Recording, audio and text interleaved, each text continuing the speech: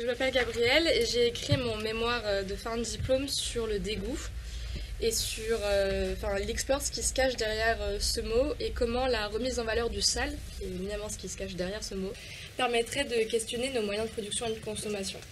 Dans mon mémoire, j'ai surtout essayé de comprendre les origines du dégoût dans une première partie à travers l'étude de ressenti, à travers la philosophie, pour ensuite me concentrer sur ce que ce mot cache, donc la question du déchet qui est intrinsèque à ce sujet, en explorant les lacunes de notre système, en essayant de comprendre et d'explorer des solutions collectives qu'on pourrait mettre en place face à cette masse. Et je me suis ensuite penchée sur des initiatives que nous, en tant que créateurs, on peut effectuer face au sale quand on a effectué peut-être ce travail de dépassement du dégoût, et deux études de cas qui montrent que qu'on fait face au dégoût dans la nécessité, quand on n'a pas d'autre choix, et donc les réseaux de collectivité que cette ostracisation crée. Donc en fait, mon mémoire a été beaucoup de perches et de questionnements qui se sont lancés, et il y a eu beaucoup d'exploration. Et en fait, cette soutenance a pour but, pardon, j'ai oublié de passer les slides. Cette soutenance a pour but en fait de retrouver une ligne directrice, une question qui rassemble toutes les autres que j'ai explorées lors de mon mémoire, qui est au final quel est le rôle de l'artiste dans le dépassement, et ici notamment dans le dépassement du dégoût. Qu'est-ce que j'entends par artiste dans un premier temps? Un artiste, c'est un fabricant du regard, c'est quelqu'un qui a le pouvoir de construire, de transformer et de déconstruire. Et c'est en façonnant notre regard que l'artiste est justement capable de nous faire dépasser ce que l'on ressent comme négatif, que ce soit un ressenti qu'on dit naturel ou façonné. Et par dépassement, la notion d'aller plus loin et au-delà d'une certaine limite, qui serait ici du coup le dépassement du dégoût.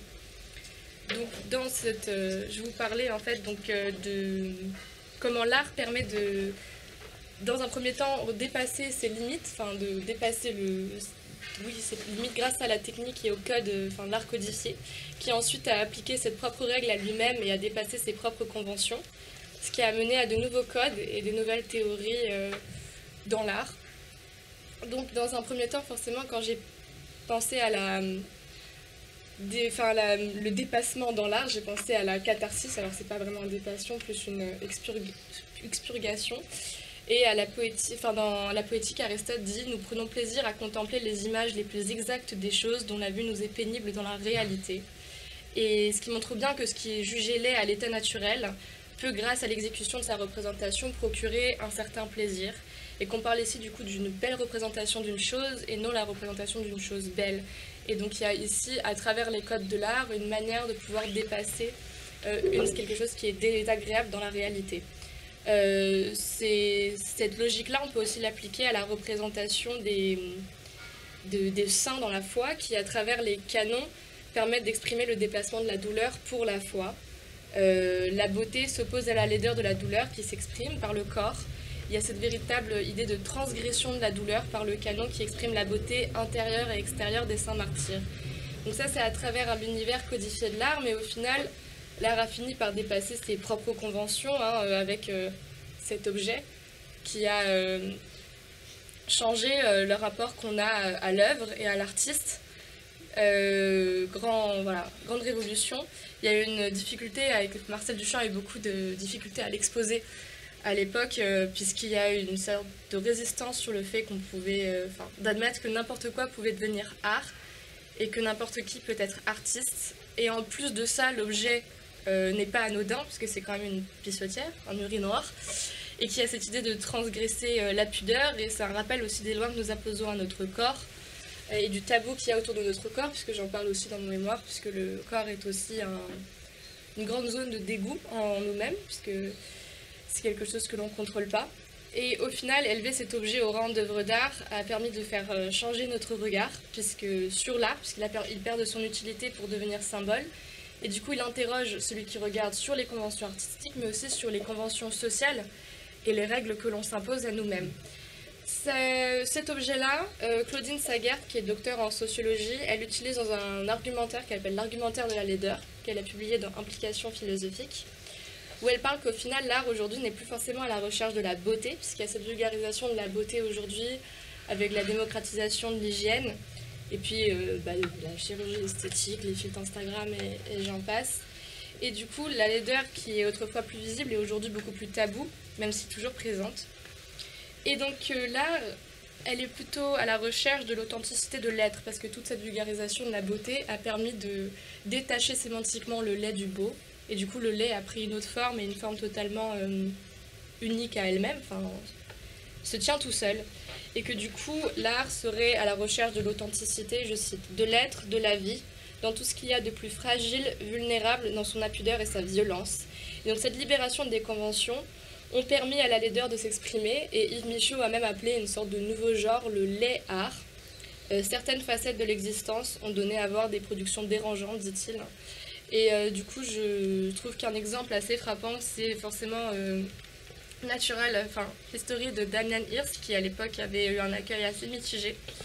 Et Damien Hirst, cette notion de regarder en face ce qui dérange et de se confronter à ces choses, il l'a totalement, il le dit lui-même, hein, qu'il veut traiter des problématiques qu'il ne peut pas éviter, et que pour lui, confronter ces problématiques sont l'essence de l'art. Et à travers Natural History, il met en avant la mécanique de la vie, à travers diverses installations d'animaux morts. Donc déjà, il y a cette dichotomie, mais en plus, il y a cette mise en scène de l'animal mort, qui du coup dégoûte, mais la coupe nette, elle est figée. La coupe est nette, l'animal est figé. Il y a un cadre blanc, le fond est bleu et éthéré, et du coup, ça a une sorte de... ça donne envie de regarder. Et parce que en fait, il a entamé un processus d'éloignement du vivant, d'éloignement du dégoût, en ralentissant la décomposition de l'animal. L'animal est figé dans du formol. C'est enfermé dans des boîtes, il y a une véritable séparation, l'univers il est stable. Et donc ce contexte-là, et le contexte muséal aussi, permet d'éloigner le dégoût face à ce qu'on regarde et de vraiment contempler.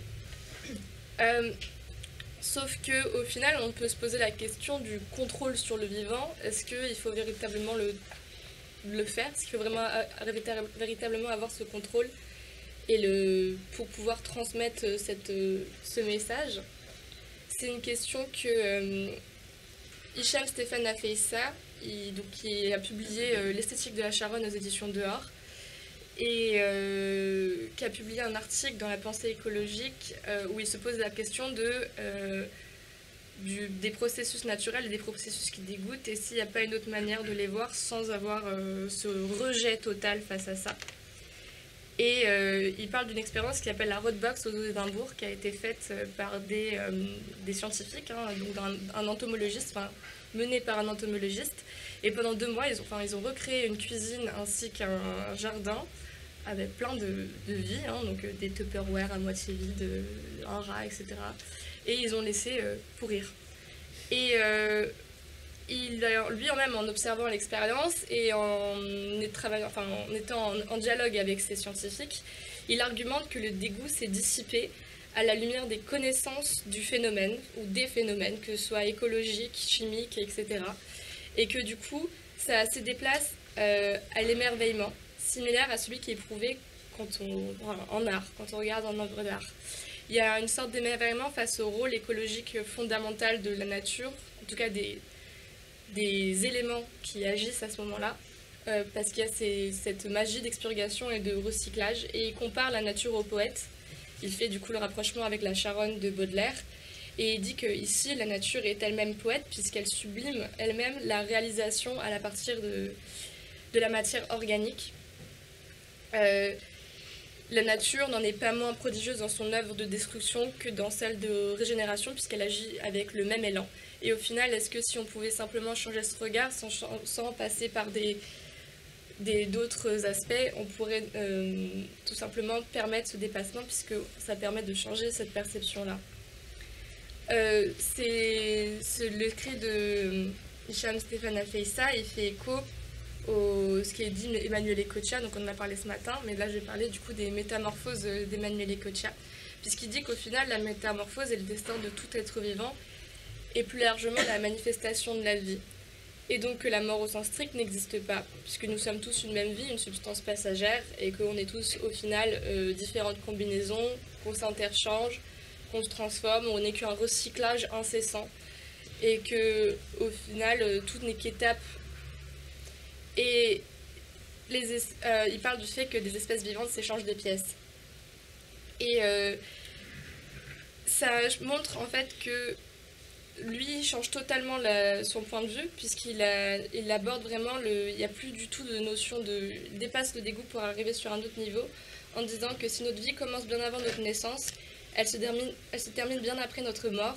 Notre souffle ne va pas s'épuiser dans notre cadavre, il va alimenter tous ceux qui trouveront en lui une scène à célébrer. Donc forcément, je me pose la question de quel est le rôle de l'architecte d'intérieur designer dans tout ça, si on a arrivé à changer cette perception. Donc forcément, je vais faire un lien entre l'artiste et le designer, donc vu la définition que j'ai donnée, ils se ressemblent. Nous aussi, on participe à fabriquer, construire, déconstruire le regard, la matière et plein d'autres choses encore.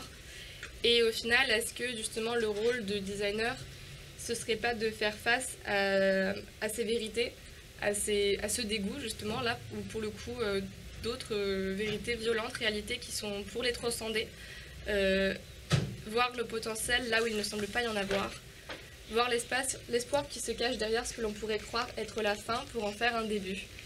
Et qu'au final, notre métier est à l'image de la métamorphose, puisque c'est l'idée de dépasser nos propres biais pour transformer notre regard et ainsi permettre d'en fabriquer un nouveau. Merci.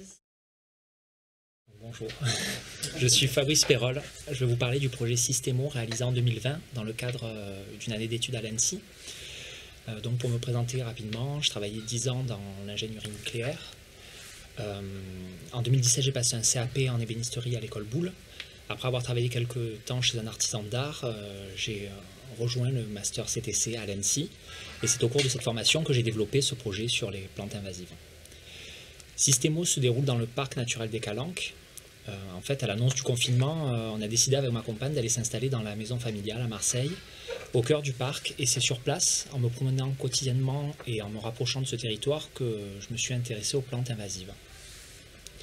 Donc 2 plantes attirent mon attention. La première, c'est la luzerne arborescente, qui est un arbuste originaire de l'est de la Méditerranée.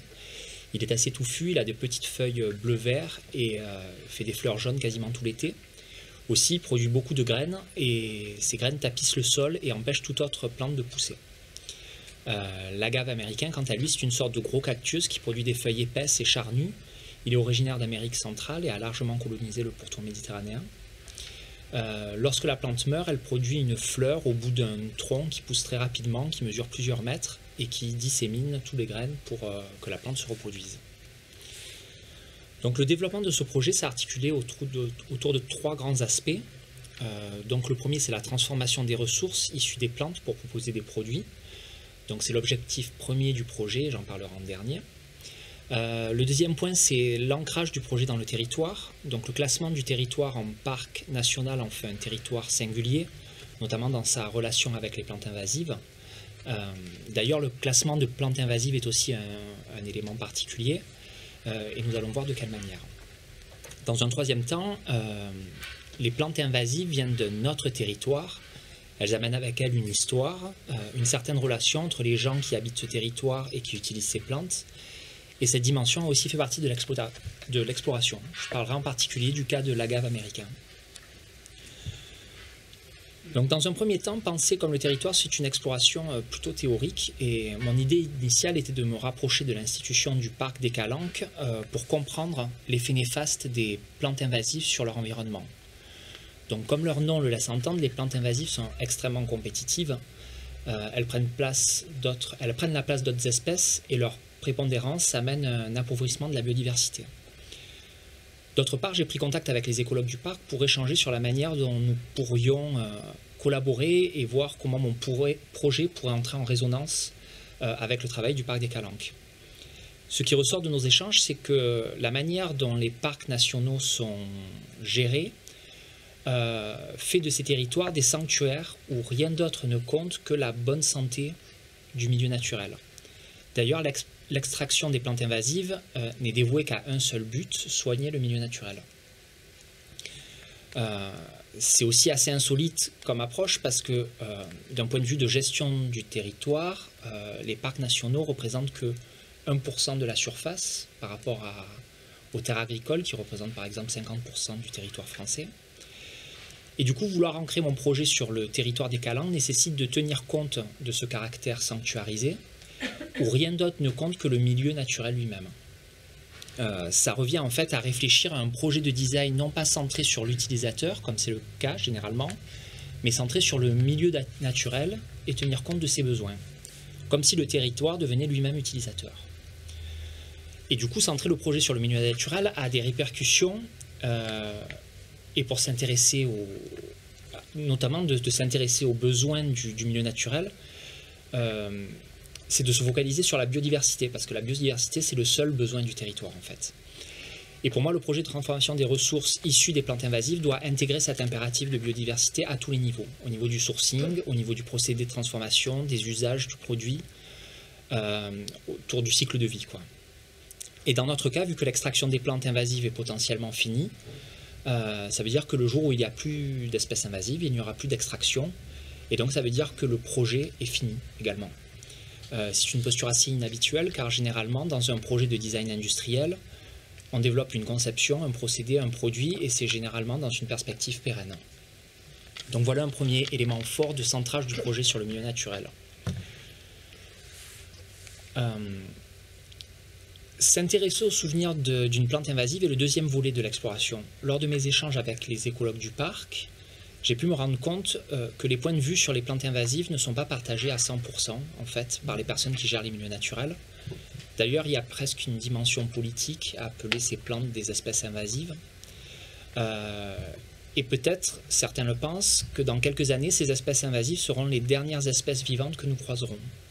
Et cette réflexion m'a donné envie d'explorer l'histoire de ces plantes invasives, et l'agave américain était un sujet, un terrain assez propice. En Amérique centrale, l'agave est une plante bénéfique, elle est utilisée comme ressource alimentaire, on en fait du mescal par exemple. Puis il y a toute une dimension artisanale autour de la fibre d'agave. Aujourd'hui encore, des coopératives, souvent des femmes, utilisent toujours les techniques traditionnelles pour extraire les fibres et fabriquer des vêtements. La fibre d'agave a de nombreuses propriétés, elle était d'ailleurs utilisée dans la marine comme, pour fabriquer des cordes réputées impossibles. Et donc ce voyage dans les souvenirs des plantes invasives leur donne un véritable patrimoine culturel, et avec des savoir-faire et des modes de vie tissés entre l'humain et la plante. Cette partie de l'exploration fait notamment ressortir l'importance des savoir-faire traditionnels dans la relation avec l'environnement, et ça fait ressortir aussi la vertu du modèle artisanal pour un projet qui se voudrait centré sur le milieu naturel. Donc maintenant parlons de la transformation des ressources. Donc c'était, comme je le disais tout à l'heure, le premier élément de ce projet. Donc s'approprier les ressources, leurs caractéristiques, leur disponibilité, et réfléchir à des procédés de transformation, expérimenter sur les matières. Et dans cette recherche, il me paraît évident d'orienter mes expérimentations vers un protocole de transformation sensible aux enjeux environnementaux. Donc là, par exemple, on a les quelques matières que j'ai pu prélever. On a des feuilles fraîches, des feuilles sèches d'agave. On a un morceau de tronc, un morceau de fleurs qui ont des formes assez organiques. Puis de l'autre côté, pour la luzerne, donc c'est plutôt en bas, on a essentiellement des morceaux de branches qui sont de différentes sections. Et donc ce qui est important dans cette première analyse, c'est de voir la disponibilité de ces matières. Les feuilles fraîches d'agave sont par exemple très, très communes. Par contre, le tronc qui ne pousse que quand la plante meurt sont plutôt rares. Et de la même manière, pour la luzerne, les petites branches sont très communes aussi, alors que les troncs qui peuvent atteindre 6-8 cm de diamètre sont plutôt rares. Et donc ça va orienter un peu ma recherche. Là, on a quelques images d'expérimentation. Donc on peut voir que le bois de luzerne arborescente est assez joli, assez esthétique. Il est aussi très dur, il coule un peu comme de l'ébène en fait. On peut voir aussi dans ces expérimentations qu'il y a une partie de vannerie sur les petites branches, mais c'est pas facile parce que la matière est irrégulière et c'est pas ce qu'on cherche quand on fait de la vannerie. On a aussi des essais de tournage qui sont les applications les plus courantes pour ce type de bois, donc dense et dur. Et on a des essais sur de la trituration en fait, puisque comme le matériau est irrégulier, j'ai réfléchi à triturer, à réduire en copeaux ou en poudre pour créer des matériaux semi-finis. Donc là, on a quelques exemples avec différents liants, donc de la colophane, de la colle d'os, de la colle de poisson, de l'uréformol, des résines. Là également, on a quelques résultats avec des machines que j'ai fabriquées pour produire des copeaux, par exemple. De la même manière, l'expérimentation sur la gave est passée par différentes étapes. Donc il y a la vannerie également, il y a des assemblages sur le tronc, et puis il y a les essais réalisés sur les feuilles en utilisant les techniques Otomi. Donc les Otomi, c'est la population d'Amérique centrale qui extrait les fibres pour fabriquer du tissu. Et donc il y a aussi toute la partie sur le produit semi-fini, donc modifier les matières premières pour en faire des panneaux de multiplis.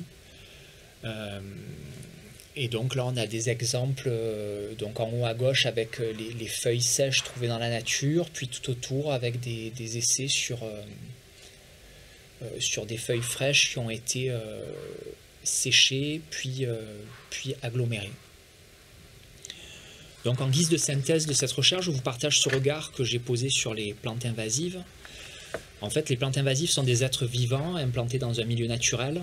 Elles se plaisent dans cet écosystème et malheureusement, elles lui font du mal. Les plantes invasives font partie de la biodiversité et le couple plantes invasives plus milieu naturel a une tendance à développer de la matière en excès. Et donc c'est là où l'humain a un rôle à jouer. Il doit réguler la biodiversité en procédant à l'extraction de ces matières. Et en fait, selon ce regard, nous sommes en face d'un mode de production de ressources qui a le gros avantage par rapport à d'autres systèmes de laisser la place à la biodiversité. Donc ce n'est pas le seul mode de production de ce type de ressources. Il y a la sylviculture en futée irrégulière également, ou la permaculture, qui laisse une place à la biodiversité. Du coup, pour conclure, Systemo, cette recherche m'a amené à penser un protocole de design industriel basé sur l'utilisation des plantes invasives comme ressources. Donc j'ai appelé ce projet Systemo, c'est le mélange de deux mots provençaux, donc le système, et Syténo, la mauvaise herbe. Donc Systemo est à peu près comme n'importe quel projet éco-responsable. Il a une partie sourcing qui porte sur le prélèvement des matières. Il a une partie transformation qui porte sur un procédé employé et des usages ciblés pour des produits fabriqués. Puis il a une partie distribution qui concerne les lieux où vont être diffusés les produits et la manière dont leur histoire vont être transmises aux utilisateurs. Donc la première chose est donc que sur ces trois parties on applique des principes d'éco-conception classiques, on va dire, avec un regard sur le cycle de vie, l'énergie consommée, des aspects locaux des produits utilisés et sur les procédés employés. Et donc les éléments inhabituels, c'est que Systemo est centré sur le milieu naturel, et le second, c'est que le projet est voué à s'arrêter, donc j'en parlais tout à l'heure, d'une part parce que l'objectif final est l'extraction totale des espèces invasives, et donc cet objectif est en théorie fini. Lorsqu'il n'y a plus de matière dans l'environnement, le projet s'arrête. Et d'autre part, le projet est fini parce qu'il faut se laisser une ouverture potentielle sur l'extraction de ces plantes qui constituent une solution aujourd'hui mais qui pourrait ne plus l'être demain. Et donc il est possible que les recherches amènent à réaliser que les écosystèmes finalement auraient besoin de ces plantes invasives. Et donc ces deux contraintes finalement vont s'appliquer sur les différentes parties du projet. Donc le prélèvement, la transformation et la distribution, mais je pense que j'ai été un peu long. Donc voilà, je vous présente très rapidement les objets qui ont résulté de ce protocole de création et je vous remercie.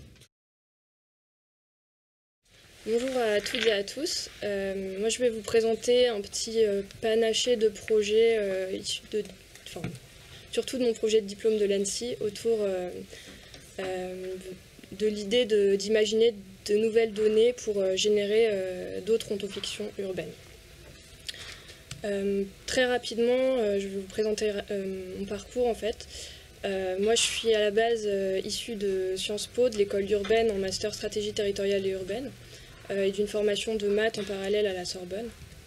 J'ai travaillé pendant 4 ans dans le domaine du conseil auprès des territoires et des villes en termes de stratégie territoriale face au changement climatique, aussi sur des sujets de données, d'outils de modélisation, mais toujours avec un point de vue très stratégique, aide à la décision, etc. Et en parallèle de ça, j'ai toujours une pratique plutôt de plasticienne. Je fais de la sculpture, de la peinture, des installations interactives, etc. Et donc en 2019, j'ai pris la décision de rejoindre l'ENSI et le Master Création et Technologie Contemporaine pour essayer de professionnaliser une démarche de création que j'avais par ailleurs et aussi pour développer un projet qui serait à la croisée de ces enjeux urbains et territoriaux et d'une recherche plus plastique en m'appropriant une approche plutôt de l'ordre du design. Et suite à ce master, j'ai essayé de trouver une structure qui serait d'accord pour accueillir un projet de recherche sous la forme d'une thèse, donc auprès d'un acteur de la conception urbaine et territoriale. Et c'est comme ça que j'ai rejoint en 2021 PCA Stream, qui est une agence d'architecture parisienne, avec qui j'ai initié un projet de thèse que j'ai vraiment officiellement démarré en janvier 2022. Donc c'est très récent et je ne vous présenterai pas en détail de vrais résultats de ce projet, mais de premières pistes. Pour faire peut-être une rapide introduction, je pense quelque chose qui est assez transverse à ces projets, c'est l'idée d'essayer de rendre compte sans objectiver, d'essayer de collecter de la donnée, mais avec des formes de sensibilité. Notamment en lien avec 3 constats forts que j'ai faits, notamment dans ma pratique plutôt dans le conseil et aussi dans la recherche ensuite, de pouvoir faire le constat qu'en fait les manières aujourd'hui dont les données sont utilisées pour concevoir les données, mais aussi les indicateurs et les outils de modélisation qui utilisent ces données pour concevoir, pour gérer la ville, elles posent des problématiques, notamment le fait qu'elles invisibilisent certains phénomènes, certains usagers et certains agents dans le processus de mise en données, et donc des enjeux de représentativité, mais aussi que ces pratiques, à des fins de conception, de production, de gestion de la ville, elles conduisent souvent à une compréhension et une production technocratique et fonctionnaliste de l'espace urbain. Ça a été aussi relevé par notamment certains chercheurs en sociologie des sciences et des techniques, mais aussi que ces initiatives, elles prennent souvent pas en compte les dimensions plus sensibles de notre rapport au milieu urbain. Donc j'avais un peu 3 enjeux principaux dans ce travail. C'était à la fois d'essayer de rendre compte, de considérer d'autres manières d'être au monde et donc d'autres manières d'être à la ville, peut-être pour arriver à une plus grande diversité ontologique, d'imaginer de nouveaux modes d'appropriation de l'espace public, notamment urbain, pour stimuler le développement de nouveaux imaginaires collectifs, et celui de retrouver une surface sensible, une capacité d'être affecté par le milieu urbain à travers la mobilisation du corps et des sens. Je vais commencer par essayer de vous présenter, même si ça va peut-être être un peu complexe dans le temps imparti, mais le début de mon processus de recherche qui était en fait, qui correspondait à l'étape du mémoire de l'ENSI et qui était l'idée de développer une fiction, enfin c'était pas l'idée au départ, mais c'est ce que ça s'est avéré être à la fin, une sorte de fiction fondatrice. En fait, je pense que c'était sûrement lié à mon biais de formation mathématique, mais le projet il a commencé par la construction d'une sorte de procédure imaginaire, comme un algorithme subjectif et fictif qui me permettait de modéliser tout un champ d'action possible sur le milieu urbain. C'était comme une sorte de hack de l'imaginaire de la Smart City, celui qui produit les choses que j'ai présentées avant, dans lequel il ne s'agirait plus là de collecter des données pour objectiver, optimiser ou simuler des phénomènes, mais plutôt de stimuler l'imagination autour de projets potentiels de transformation du milieu. C'était un peu une manière de donner un cadre à des possibilités de multiplication du réel en multipliant des effets de traduction à partir de données collectées dans ce réel. Donc cette procédure, elle était organisée sous forme de couches d'existence d'éléments. En fait, ça partait de données qui étaient collectées dans le réel et qui passaient dans différentes couches d'existence, avec à chaque fois des changements d'état, jusqu'à revenir dans le réel et agir sur le milieu.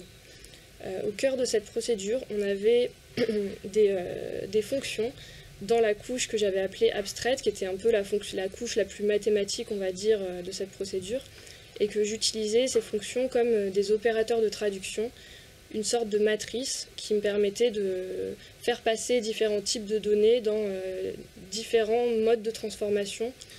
Voilà. Donc là, j'en ai quelques-unes qui défilent. Ça prenait la forme d'un site internet qui faisait défiler cette procédure et qui permettait de se balader à l'intérieur. Dans cette procédure, un autre élément qui a été très important pour moi, c'était ce personnage qui est en fait un personnage matériau et qui est aussi le principe actif de la procédure. Il s'appelle le Lubrizol. Sa présence, en fait, son action dans la procédure permettait de donner une plasticité aux données et aux différentes transformations au sein des couches. Permettait de les faire changer d'état, sachant que le Lubrizol, c'était quelque chose à la fois d'abstrait. Il était présent dans les fonctions, par exemple, mais c'était aussi une forme, parfois une forme et une matière, parfois même juste un mouvement. Et donc ce petit personnage matériau, il m'a amené aussi à expérimenter de manière plus plastique dans une sorte de laboratoire autour des manifestations du Lubrizol que je m'étais constituée et que je menais en parallèle du développement de la procédure. Donc comme matériau, j'ai exploré la manière dont il pouvait s'hybrider avec d'autres matériaux, j'ai observé ses propriétés changer en l'associant avec d'autres, des hybridations, etc. Et pour finir, peut-être juste rapidement en conclusion sur ce travail, pour moi le mémoire c'était vraiment une sorte de manifeste à l'origine du projet. Comme je l'ai dit, une fiction fondatrice et même une machine de création que j'ai ensuite pu essayer d'appliquer sur des projets concrets en le mettant face à la réalité. Je vais vous présenter maintenant deux expérimentations qui sont issues de mon projet de diplôme à l'ENSI. Le premier, qui s'intitule La ville en hérisson, c'est un jeu de rôle augmenté. En fait, La ville en hérisson, c'est un jeu de rôle qui propose d'expérimenter l'espace urbain à travers une autre focale, une autre manière d'être à l'espace urbain non humaine, donc ici celle du hérisson. Ça consiste en une traversée urbaine qui était guidée par une web app que je voyais comme une sorte d'opérateur de traduction qui faisait le lien entre le réel et le virtuel fictionnel du jeu. L'idée c'était de transposer des comportements de hérisson, comportements que je voyais un petit peu comme des données qui venaient de connaissances scientifiques que je récoltais auprès d'éthologues et connaissances que je transposais dans des règles de déplacement, d'interaction, d'action des participants. Et donc ça proposait 1 heure d'immersion qui était augmentée par à la fois cette web app et aussi des accessoires comme la petite patte que vous voyez, une sorte d'objet frontière, d'objet qui faisait le lien aussi entre la fiction et le monde réel, où l'humain et la perspective du hérisson. Et l'idée, c'était aussi de réaliser directement sur son milieu des petites transformations, donc par exemple des micro-constructions, etc. En fait, le jeu, c'était surtout un prétexte pour générer d'autres récits collectifs qui se composaient dans les parties, qui autorisait l'improvisation et j'ai pu le tester notamment avec un groupe de 5 personnes qui ont effectivement traversé une portion de ville à Paris dans la peau d'un hérisson, qui ont dansé en réalisant une parade nuptiale de hérisson, construit un nid, cherché de la nourriture, etc. Le deuxième projet, c'est celui d'une cartographie auditive du quartier de la Goutte d'Or, plutôt un objet de médiation cette fois. Donc ça se présentait sous cette forme en fait, un plateau rotatif, interactif. En fait, on pouvait venir changer les pièces qui étaient sur le plateau et en fait, ce plateau était lu au-dessus par une caméra. Comme un peu à la manière d'un tourne-disque, elle lisait une portion du plateau et à l'intérieur d'un programme que j'avais codé, on avait une transformation de cette vue, de cette collecte de données plutôt d'ordre de données RGB de couleurs, l'association et la traduction en différents éléments qui venaient composer un paysage sonore. L'idée, c'était du coup de jouer avec le paysage sonore urbain et d'un quartier en particulier, de prendre conscience peut-être de la place des différents usages et des activités dans ce paysage. Et donc là, je l'ai testé avec des enfants d'une association, qui faisaient partie d'une association du quartier, que j'ai embarqué dans un atelier dans lequel ils sont allés collecter des sons de leur quartier qui leur parlaient. Et ensuite, après 1 heure comme ça de balade urbaine et de collecte de sons, on revenait autour de l'objet pour essayer. On a intégré leur son à l'installation et ensuite en fait, ils ont manipulé l'objet, écouté les compositions que ça créait, etc. Donc c'était un peu une manière d'essayer de proposer d'autres manières de s'approprier son quartier par le paysage sonore et à l'aide de cet objet de médiation. Voilà, et j'en arrive à mon projet de recherche qui démarre, ça fait 10 minutes, c'est ok, qui s'intitule « Quelles données pour la biodiversité urbaine ?» et qui vise à essayer d'outiller la conception urbaine et architecturale sur cette thématique. J'ajoute quelques constats problématiques qui sont aussi celles qui croisent l'intérêt de l'agence d'architecture dans laquelle je m'intègre. Celui de l'érosion de la biodiversité, notamment sous l'effet de l'urbanisation, de la densification des espaces urbains, qui appelle à une meilleure prise en compte dans la fabrique urbaine. Celui de la nécessaire adaptation des villes aux effets du changement climatique, qui impose des nouvelles formes de collaboration avec le vivant que d'autres acteurs appellent plutôt, par exemple, services écosystémiques ou solutions fondées sur la nature, comme en parlait Axel tout à l'heure, et un enjeu de mutation de notre rapport au vivant et d'une transformation culturelle à mener. Ce projet de recherche, il s'inscrit sur un terrain un peu particulier, en fait, c'est celui du futur de l'avenue des Champs-Élysées, parce que l'agence dans laquelle je réalise la thèse mène en ce moment une étude urbaine pour penser le futur de cette avenue, et qu'elle voit comme un territoire d'expérimentation des futurs urbains. Donc il y a toujours une posture à trouver entre être intégré chez un acteur de la conception qui a ses propres enjeux, ses propres problématiques, et essayer d'amener des choses avec lesquelles elle n'est pas familière, notamment de l'ordre de l'évolution de notre rapport au vivant, non humain. Oui, donc c'est ce que je disais là, mais en fait, tous ces enjeux qui sont convoqués justement quand on parle de nos rapports au vivant, peut-être plus que quand on parle de comptabilité carbone, par exemple, qui est quelque chose avec lequel elles sont peut-être plus à l'aise. Il y a vraiment un enjeu de renouveler à la fois les approches théoriques et de développer de nouveaux outils qui puissent s'intégrer dans les projets. Donc cette thèse, elle s'organise un petit peu en deux volets. Le premier, c'est de réaliser un panorama de l'existant. Quelles données sont aujourd'hui collectées sur le vivant, quels indicateurs produits, comment, qu'est-ce que ça crée en termes de définition du vivant et quelle urbanité est produite, notamment dans les outils qui sont mobilisés pour le faire. Et le deuxième, c'est plutôt une recherche-action autour de l'expérimentation de nouveaux modes de collecte et d'outils pour mobiliser ces données dans le cadre de projets. Il y a deux assises méthodologiques. Le premier, c'est que je réalise cette thèse au sein du Centre de sociologie de l'innovation des mines, donc avec une tradition plutôt issue des sciences, de la sociologie des sciences et des techniques. Donc une approche assez réflexive sur les pratiques des acteurs, sur les effets, notamment je m'intéresse à la performativité des données, des indicateurs et aussi des formes de représentation qui sont la manière de travailler de ces acteurs justement. Et une méthodologie plutôt issue du design avec l'idée d'expérimenter, de prototyper et peut-être de s'inspirer aussi de méthodes de design fiction. Voilà, donc l'idée globalement c'est d'essayer de prototyper à la fois des capteurs, des modes de collecte de données, d'informations et des modes de représentation et de prototyper des outils qui permettent de traduire ou de mobiliser ces nouveaux modes de représentation dans le projet. J'ai en fait pas forcément beaucoup avancé sur cette partie plus expérimentale parce que j'ai pour l'instant été plutôt dans la recherche théorique, donc je vous présente juste des toutes premières pistes sur cet aspect plutôt de l'ordre du design. Il y a notamment, et qui sont plutôt de l'ordre des outils pour le coup, pas forcément de l'ordre des données, un protocole de non-design qui autorise l'émergence et le développement de formes du vivant en interrelation dans un milieu, peut-être issu de travaux de Gilles Clément, de prolongement de ce type d'approche. L'idée d'un jeu de sensibilisation à la conception urbaine multispécifique qui intégrerait des travaux de scientifiques, notamment d'écologie urbaine qui traitent de cette question et dont pourraient s'approprier les acteurs parties prenantes du projet qui ont parfois pas tous des objectifs bien alignés. Et enfin, une expérience de design fiction qui aurait un cadrage non naturaliste. Voilà. Et juste pour finir, ces deux deuxièmes pistes, je pense, convoquent aussi le fait d'essayer de traduire ça en objet frontière pour arriver à faire ces liens.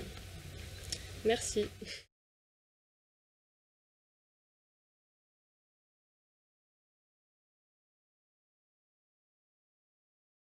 Bonjour à tous, je m'appelle Éléonore Lina-Henriot et je suis actuellement en 5e année à l'école Camondo, donc ici en architecture intérieure et design. Et je serai diplômée donc, fin juin. Donc c'est vrai que lorsqu'il a été question d'écrire un mémoire pour cette 5e année, j'ai souhaité explorer un sujet qui puisse être la synthèse de ces 6 années passées à Camondo, donc de la prépa jusqu'à la 5e année. Et une des choses que je retiens de la formation que j'ai reçue, au-delà d'une formation d'architecte d'intérieur et de designer, c'est que Camondo m'a appris à regarder. Avant de commencer un plan, par exemple, les professeurs nous ont toujours demandé de bien l'identifier, de regarder attentivement un corps nu avant de le dessiner, pour capter les mouvements, l'agilité du corps et rendre notre dessin le plus juste possible. Et d'être en permanence curieux lorsque l'on regarde un tableau, lorsque l'on déambule dans la ville. Donc pour aller au-delà de la vision et de l'action même de regarder, j'ai choisi d'écrire un mémoire sur la partie invisible qui se cache dans le visible et tenter pour cela de répondre à la question suivante.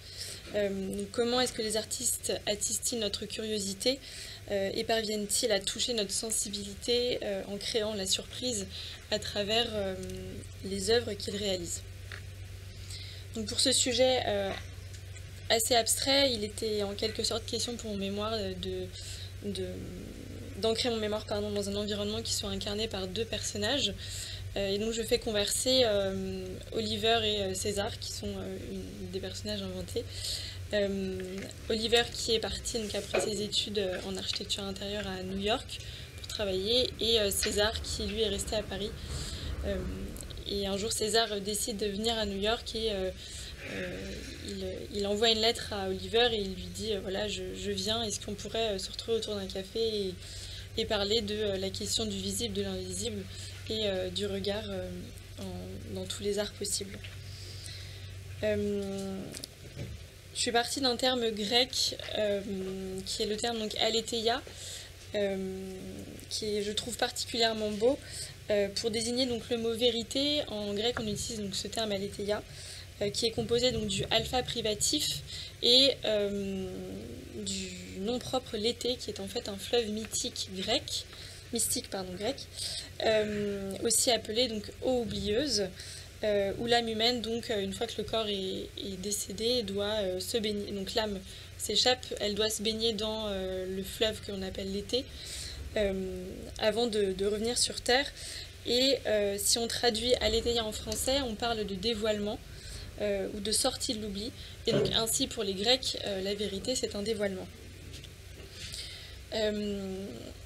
Donc dans le livre Daniel Arras, qui m'a beaucoup aidé pour la rédaction de ce mémoire, Arras, donc, qui est un historien d'art français, il parle un petit peu de ce dévoilement dans son ouvrage donc, On n'y voit rien, publié en 2013, et il dissémine des informations sur différents tableaux. Il commence d'ailleurs son roman par une lettre qu'il écrit à une de ses anciennes amies italiennes, enfin, une amie de longue date, en lui faisant un reproche, en lui disant qu'en fait quand elle regarde un tableau, elle ne capte pas tout ce que le peintre cherche à lui montrer. Et donc il lui dit par exemple qu'il lui arrive parfois de regarder la peinture d'une façon à ne pas voir ce que le peintre et le tableau lui montrent. Et donc il va lui donner tout au long de cet ouvrage des clés de lecture pour qu'elle puisse comprendre par une multitude d'explorations de tableaux ces différentes œuvres. Et donc un des premiers exemples, c'est le tableau de Francesco del Cossa qui s'appelle L'Annonciation, qui a été peint en 1470. Et donc c'est un tableau assez intéressant parce qu'il est très bien réalisé au niveau de la perspective, au niveau du choix des couleurs, mais il y a un escargot qui se trouve donc en bas du tableau sur le cadre je ne sais pas si vous le voyez. Et donc en fait, Arras se pose la question, qu'est-ce que fait cet escargot juste ici? Est-ce que c'est un coup de maître du peintre? Est-ce que c'est une absurdité complète? Et finalement, il nous explique que en fait, cet escargot, il est inventé. Il n'est pas dans le tableau, mais il est sur le cadre. Et donc, il y a un jeu d'invention, c'est-à-dire que le peintre invente la scène de l'Annonciation parce qu'il n'était pas présent. Au moment où elle a eu lieu, si on croit qu'elle a eu lieu selon la religion catholique. Et il explique aussi donc qu'il invente cet escargot et que cet escargot au XVe siècle était en fait un gastéropode qui était fertilisé par la rosée du matin, tout comme la Vierge aurait été, entre grosses guillemets, fertilisée de manière divine. Donc ce qui est caché, ce qui peut paraître insignifiant, comme cet escargot qui nous interpelle, nous demande d'approfondir pour tenter de chercher une réponse. Et au fur et à mesure de l'écriture de ce mémoire, j'ai cherché différentes œuvres pour étayer mon propos. J'ai abordé des œuvres différentes d'époques diverses, notamment de la peinture, de l'architecture, du nu, en architecture avec un exemple au Japon d'une maison sans fenêtre, et donc la relation que l'on a avec l'extérieur. Et pour le cinéma, le film Fenêtre sur cour d'Alfred Hitchcock, qui a été réalisé donc en 1920 et qui est un film que je vous conseille de voir si vous ne l'avez pas vu parce qu'il est très intéressant, où le personnage et le personnage de Jeffries, il est coincé parce qu'il a la jambe dans le plâtre. Et donc il a devant lui, il est dans une cour d'immeuble, il voit à travers sa fenêtre tous les autres appartements devant lui, avec ce phénomène de personnes qui rentrent chez elle, de rideaux qui se ferment, qui s'ouvrent, qui se voilent et qui se dévoilent, et puis la possibilité que son voisin ait tué sa femme, et donc il y a toute une enquête autour de ce potentiel meurtre dont il n'est pas sûr. Et le dernier exemple dont j'aimerais vous parler, c'est celui de la Capilla San Bernardo, qui est donc une chapelle qui a été réalisée en Argentine par Nicolas Campodonico.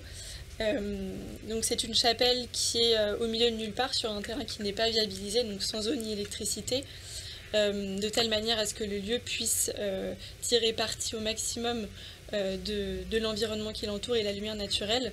Et donc on rentre dans cette chapelle par ce couloir et on arrive donc dans la pièce principale où sont faits les offices.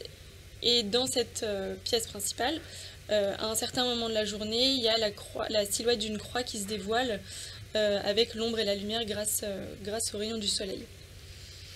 Donc c'est un parti pris de l'architecte, comme une sorte de dévoilement, un jeu étonnant et surprenant, donc qui confère aussi au lieu une dimension mystique et qui invite donc à la réflexion et à la méditation.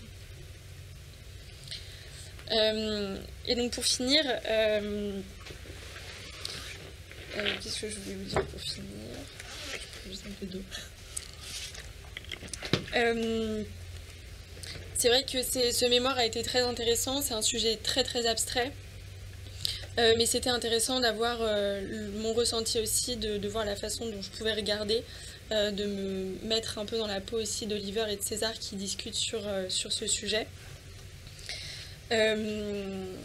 Et penser l'espace aussi pour plus tard, moi dans mon métier, de telle manière à surprendre le visiteur, à lui faire vivre aussi une expérience dont il se souvienne.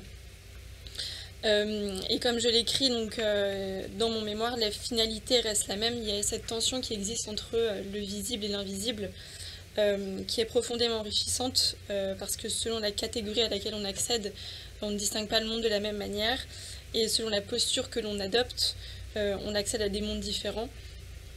J'entends par là que chacun de nous est capable de sortir de cet oubli, comme le disent si bien les Grecs. Bonjour à tous et à toutes, je m'appelle Audrey Emery, je fais aussi partie de l'école Camondo, donc je vais passer mon diplôme dans sous peu. Je vais vous parler de mon mémoire. Je me suis intéressée aux urinoirs et aux valeurs que que ce mobilier urbain retransmet dans l'espace. Et donc c'est vraiment un questionnement sur les représentations que les objets transmettent.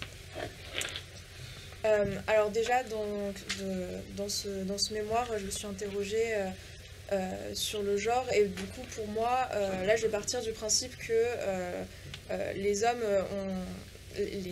sont de sexe masculin, les femmes sont de sexe féminin, et en fait le genre, dans notre société, du coup on a été éduqués selon notre genre, à se comporter de certaines manières. Donc être une femme, ça... c'est associé à avoir certaines caractéristiques, et pour être assez stéréotypé, c'est être plus douce, prendre soin des autres plus naturellement. Et les hommes, par exemple, ils sont plus portés vers l'action. Voilà. Alors c'est stéréotypé, mais pour autant, ça reste en tâche de fond dans nos éducations. Voilà. Par exemple, on a tous cette idée de quand on fait quelque chose comme une fille, et notamment quand on fait une action comme une fille, en fait, c'est le faire mal. Et c'est cette manière de voir les choses, elle vient pas de nulle part, elle vient du coup des stéréotypes que l'on a et qui ont été construits depuis le néolithique, selon les écrits de Françoise Héritier. Et c'est encore et encore seriné dans notre société. On pourrait croire que c'est bon, c'est passé, et que avec les différentes vagues de féminisme, on commence à en sortir de ces visions des genres, mais en fait c'est martelé encore et encore. Notamment avec cet exemple. Donc là c'est un jeu qui est récent, contemporain, qu'on peut télécharger actuellement, et l'idée en fait c'est d'incarner ici une fille qui se promène avec son copain et qui est couverte de boue, donc juste sale et repoussante, et l'idée c'est de faire les bonnes actions dans le bon ordre pour pouvoir être belle à nouveau et pouvoir séduire son copain. Et donc si c'est pas le cas, en fait, on est au droit de s'attendre que le copain s'enfuit parce que on n'est pas belle, quoi. Et voilà, en fait, on voit que là ça fait rire, mais ça reste quand même des injonctions qui sont implicites quant à qu'est-ce que la féminité. Et c'est des injonctions qui sont très fortes, qui sont répétées quotidiennement et qu'on retrouve vraiment partout. Et dans la même idée, en fait, je me suis demandé quelles étaient les injonctions dans l'espace urbain, et je me suis penchée du coup sur l'exemple de l'urinoir. Alors, l'urinoir, bien sûr, c'est tout d'abord pour résoudre le problème des épanchements d'urine sur la voie publique, et c'est un vrai problème quand on vit en ville, enfin voilà, il y en a besoin. Et puis ça s'inscrit aussi, il y en a depuis longtemps des urinoirs qui sont évidemment masculins. Donc ça c'est la dernière Vespasienne qu'on peut voir à Paris, et ensuite maintenant, notamment dans les grandes villes en France, il y a souvent des tests d'urinoir qui ont été mis en place, qui généralement ne fonctionnent pas, du coup qui sont remplacés, et on essaye encore et encore de trouver une solution en fait pour ces épanchements d'urine. Et en fait, on voit que tous ces essais pour chercher, pour mettre en place des urinoirs dans la ville, ils sont pas, par exemple, faits pour les personnes qui sont sans abri et qui auraient besoin de trouver des toilettes. En fait, ces urinoirs-là qui sont mobiles, comme ceux-ci qu'on peut encore voir dans la ville de Paris, ils sont mis à proximité des lieux touristiques, ou bien à proximité des rues où il y a beaucoup de vie nocturne. Donc en fait c'est vraiment spécifiquement fait pour soit pour les touristes, mais surtout pour les hommes en fait, qui après avoir trop bu le soir dans un bar, ils n'ont juste pas envie d'attendre aux toilettes, et donc en fait on leur met des urinoirs pour juste pas qu'ils urinent contre les murs. Et on voit vraiment que du coup là il y a une manière d'envisager la masculinité qui est déjà de 1, on ne peut pas éduquer les garçons, c'est comme ça. Donc la ville, l'État considère que être un homme, c'est avoir ce genre de comportement, et que du coup on va y pallier en mettant des urinoirs. Et puis, voilà. Pardon. Voilà. Et puis voilà, il y a vraiment un investissement de l'argent public vers cette commodité-là, et qui n'est pas faite pour les femmes, parce que par exemple maintenant il y a des urinoirs qui existent et qui sont féminins et qui fonctionnent très très bien, et qui sont installés dans les festivals, qui sont installés par exemple au Paris-Plage, et Et en fait, on ne met pas en place des urinoirs féminins, on continue à mettre en place des urinoirs masculins. Donc il y a vraiment un choix politique de dire que, voilà, qui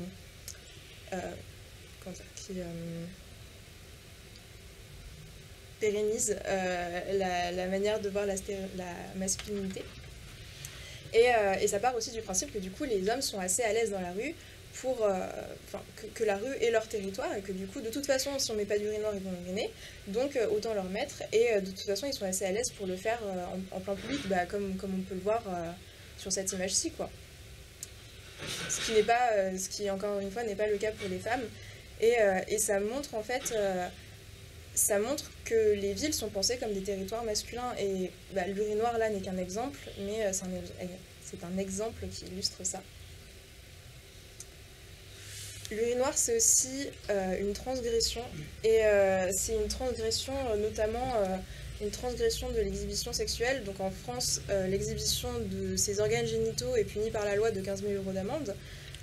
Pour autant, c'est quand même l'État qui finance les urinoirs, et du coup on se dit que là il y a un vrai paradoxe, parce que normalement c'est quelque chose qui est puni, mais par la mise en place des urinoirs, en fait, le fait d'uriner dedans, ça devient un acte civique, alors même que dans n'importe quel autre contexte dans la rue, montrer ses organes génitaux, c'est répréhensible. Donc là, on voit vraiment qu'il y a vraiment une transgression des lois qui est faite, et ça renforce cette idée de masculinité où les hommes ne peuvent pas se retenir, et que du coup, voilà, déjà ils font l'effort d'aller dans son urinoir, c'est déjà pas mal. En plus de ça, ici, les urinoirs que vous voyez, ils ont été colorés, peints par des artistes. Et dans une certaine idée, dans un certain sens, c'est assez louable, parce que du coup, ça évite d'avoir des urinoirs peu esthétiques sur des places publiques qui sont quand même très ouvertes. D'un autre côté, ça renforce quand même le focus sur la personne qui l'utilise, parce que du coup, on le voit beaucoup plus dans l'espace. Et c'est aussi une transgression au niveau de l'hygiène. Comme on le disait ce matin, l'hygiène, c'est la domination du corps. Et en fait, toutes les personnes qui ne dominent pas leur hygiène et leur corps, en général, dans notre société, on a tendance à considérer que ce sont des personnes plus faibles, donc avec des gros guillemets. Par exemple, tous les enfants, les personnes âgées ou les personnes qui ne sont pas capables de maîtriser leur hygiène, et où on est obligé de le faire à leur place, voilà, ils sont considérés comme plus faibles. Et il y a un lien très fort qui est fait entre l'hygiène et la morale. Donc il y a vraiment ce truc de un esprit sain dans un corps sain. Et donc on a tendance à faire moins confiance, par exemple, à quelqu'un qui présente un aspect plus sale, voilà, qui a les cheveux gras, qui sent la transpiration, qui ne domine pas son corps en fait. Il y a vraiment un lien qui est fait entre domination du corps et domination de l'esprit.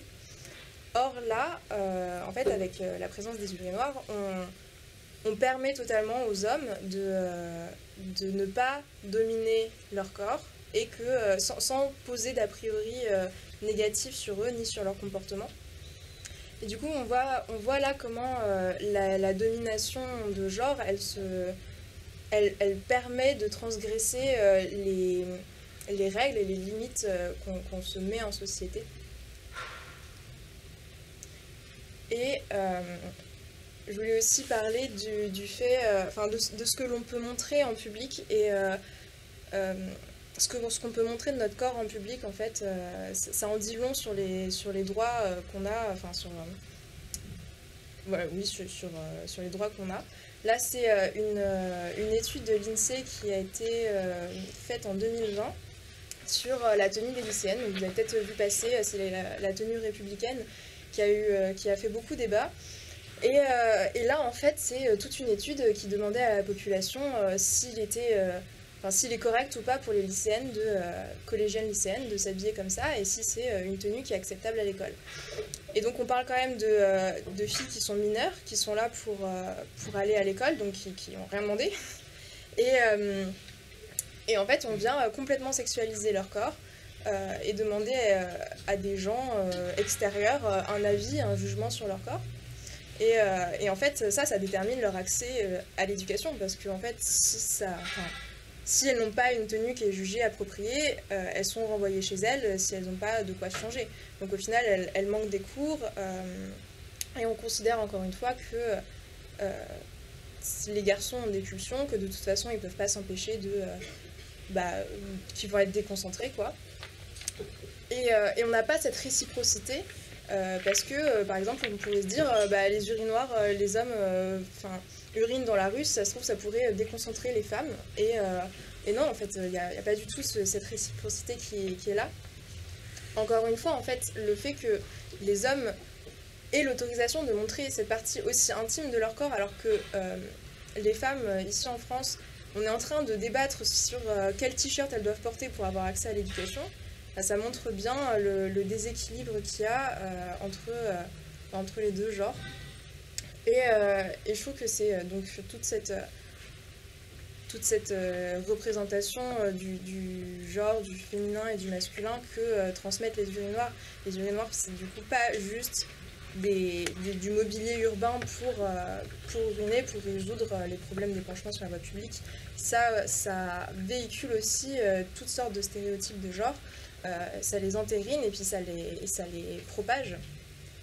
Par exemple, si un urinoir et qu'il y a un petit garçon, une petite fille qui se promènent avec leur père dans la rue, si le petit garçon il a envie de faire pipi, évidemment il va pouvoir, tandis que si la fille se promène avec son père, on va lui dire d'attendre. Et en fait, le fait même qu'il y ait ces urinoirs dans la rue, ça transmet encore ces stéréotypes comme quoi le petit garçon il peut et la petite fille elle va se retenir. Et donc pour finir sur ces idées de toilettes, je voulais aussi rajouter que ça peut aussi transmettre d'autres valeurs, donc comme ici une valeur de vraiment sécurité, sécurité, et ici plus quelque chose qui est plus ludique et plus fun, donc qu'on n'est pas obligé de donner dans les stéréotypes de genre. Merci.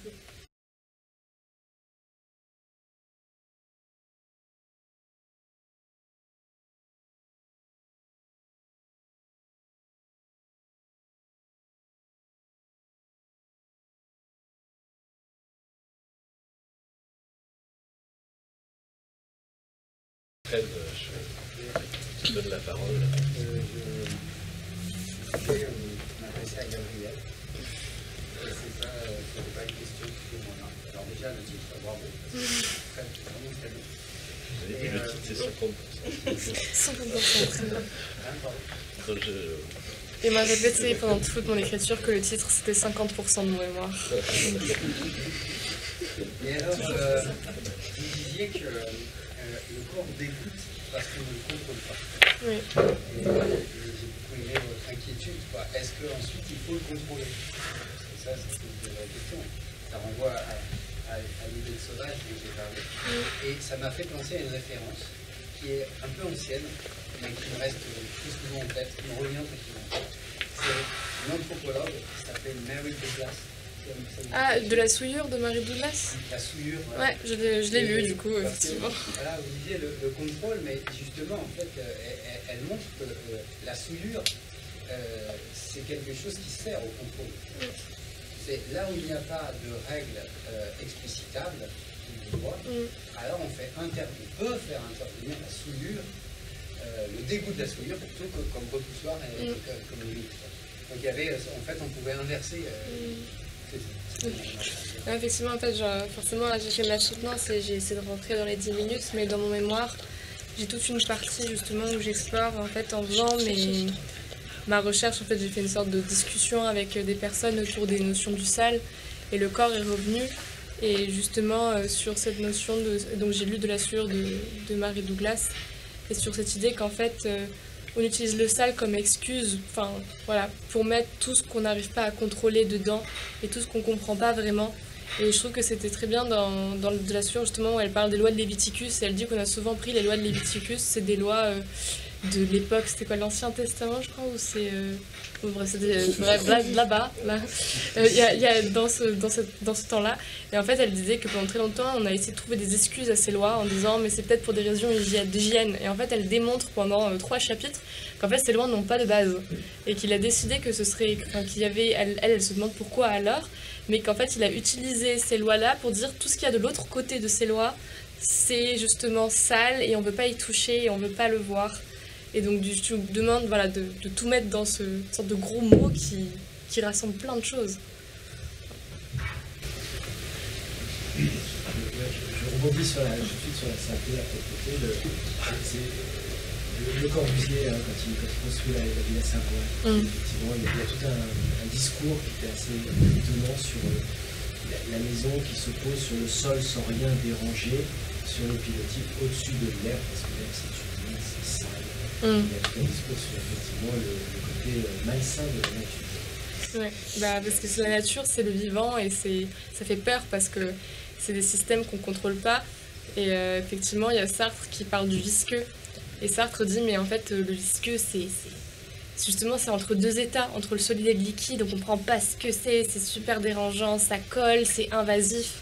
Et du coup, il y a véritablement cette notion-là au sein même du vivant, qui sont avec des règles qui sont pas carrées et droites, celles les pilotis de Le Corbusier, justement, mais qui, du coup, sont floues. J'ai une question, enfin une remarque pour Audrey, parce que sur les réunions, je suis assez étonné. Autant je suis convaincu que effectivement l'espace public a été pensé depuis le XVIIIe siècle par des hommes pour des hommes, mais par contre je trouve que il y a une espèce de raccourci à faire de l'urinoir à lui donner que ce sens de lieu où les hommes peuvent. Alors je ne sais pas, peut-être que tu l'as traité dans ton mémoire ou pas, mais la question des bons d'amis par exemple, on a ça. C'était des pots de chambre que les femmes transportaient à la messe. C'est pour ça qu'on les appelle les bondalous, parce que les messes de bondalous duraient très très longtemps. Donc il fallait pouvoir se soulager pendant la messe. Et donc je ne suis pas sûr. Alors c'est vrai que ça c'était un peu au début du 19e siècle. Après la civilisation bourgeoise va vraiment mettre à la tête ce qui concerne la féminité. Mais alors inversement, les urinoirs ont été le grand lieu de la répression de l'homosexualité dans tout le 19e et 20e siècle, justement au nom de l'attentat à la pudeur, et puis de la judiciarisation de l'acte même de l'homosexualité. Donc je ne suis pas entièrement sûr que ce soit un lieu d'exhibition tolérée de patriarcat. Je pense que tu dis, parce que, juste pour revenir, c'est que en fait, ils ont été mis en place c'est pré-haussmannien, c'est dès l'époque de Rambuteau à Paris, entre autres, c'était pour cadrer et contrôler effectivement les populations les plus indigentes qui vivaient à l'extérieur. C'est-à-dire qu'en fait, on pissait dans la rue, mais tout le monde pissait dans la rue. Et donc, on va canaliser les hommes, parce que là, évidemment, la morale chrétienne ne va pas réprouver le fait qu'ils puissent faire ça debout, à moitié caché ou en partie caché. Et effectivement, on va renvoyer les femmes chez elles. Mais voilà, c'était plutôt une question d'hygiène publique et de maîtrise des populations dangereuses et pas habituées. Non, un jeune est parti, mais c'est un peu ce qu'on raconte ce matin, le même système, effectivement, de différenciation. Oui, je pense qu'au début, devait y avoir ça de régler un problème sanitaire, voilà. Après, là je parle c'est vrai que là je parle des urinoirs qu'on trouve actuellement. Du coup, il y a cette tradition, cet usage d'avoir, pour beaucoup de raisons, des urinoirs exclusivement pour les hommes, sauf que de nos jours, c'est plus justifié en fait, ni par. On pourrait éduquer les garçons ou bien on pourrait mettre des urinoirs pour femmes, mais oui, je trouve n'est plus aussi pertinente que quand ça a été créé, parce que en fait en tant que femme on n'a pas accès aux urinoirs et pourtant on s'en sort très bien. Donc voilà, c'est voilà, je pense que c'est pas qu'une question d'hygiène, en fait c'est surtout une question d'éducation, parce que voilà, ça continue à véhiculer les stéréotypes. Mais je suis plus intéressé par la question du torse. Aujourd'hui, moi, si je me promène torse-poil dans la rue, on va dire que c'est un contenant. Si une femme le fait, c'est un attentat à la pudeur. sache qu'il faut ça, c'est fondamental. Ouais, C'est un point important. Le mot là, qu'il faut dire, et je pense que c'est un point important, en fait, la question de la pudeur. La pudeur extérieure des civilisations, elle est souvent très positive. Mais au contraire, après, ça dépend comment est-ce qu'elle est effectivement capable nécessairement de jugement moral, là, dans ce que je suis en train de dire. Mais je pense que c'est un des atouts de l'intelligence, en fait, cette question de la pudeur. Pour moi, les deux vont vraiment ensemble. Alors après, je suis pas nécessairement en train de parler à vous, c'est plutôt à la conversation d'avant, en fait. C'est autre chose, là, justement. Je pense que c'est toutes les civilisations, j'ai l'impression, toutes les cultures, traitent de cette question-là, en fait. Alors bien, ça a été fait souvent avec l'idée de s'éloigner de l'animalité, en fait, ou en tout cas de la part animale qui est en nous, et on la retrouve dans plein jusqu'aux enterrements, etc. Il y a vraiment casser les corps, etc. C'est quand même un sujet, ça n'est pas que... parce que là, vous en donnez une version très négative, en fait. Il y a aussi une version très positive, en fait, de toute cette... Alors je vous propose que les mâles blancs cisgenres de non mais je plaisante. Non mais juste... Oui, non, mais je sais. Comme on a souvent cette conversation tous les deux, c'est pour ça que je me permets de faire cette plaisanterie entre nous.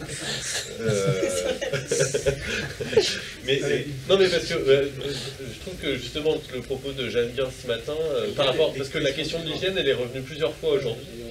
Et je trouve que justement quand Jeanne Guin ce matin disait il faut d'abord savoir de quoi on parle. Est-ce qu'on parle de la chose? Est-ce qu'on parle de l'objet? Est-ce qu'on parle du bien? Est-ce qu'on parle du produit? Est-ce qu'on parle du déchet? Et en fait, chacun de ces moments d'un même objet, ils nous disent des choses différentes. Et je pense que finalement, ce que dit Audrey, elle le dit à partir d'un certain point de vue sur ce que c'est qu'un urinoir dans l'espace public. Et ça porte... Non, mais oui, non, mais et puis même ce que peut dire Gabriel sur le dégoût, c'est aussi voilà un regard particulier. Et je pense qu'on peut pas... si on prend l'exemple de l'hygiène au 19e siècle à Paris, le baron Haussmann, il le fait pour des questions d'hygiène, mais il le fait aussi pour des questions de normalisation des comportements et de... on ne peut pas tout le temps être fixé que sur le deuxième, on oublie le premier. Ah non, mais ça, on est d'accord. C'est ce que je veux dire. Et on peut toujours fixer sur la relation dominante-dominée, esclavagisée, machin, etc. On est d'accord, mais... Et oublier qu'il y a d'autres aspects, quoi, en fait. Tout à fait. Qui permettent... Non, mais tout à fait, mais ça n'enlève rien au fait que l'espace public, au travers du urinoir, véhicule, consciemment, inconsciemment, volontairement, involontairement, une forme de patriarcat, tu vois.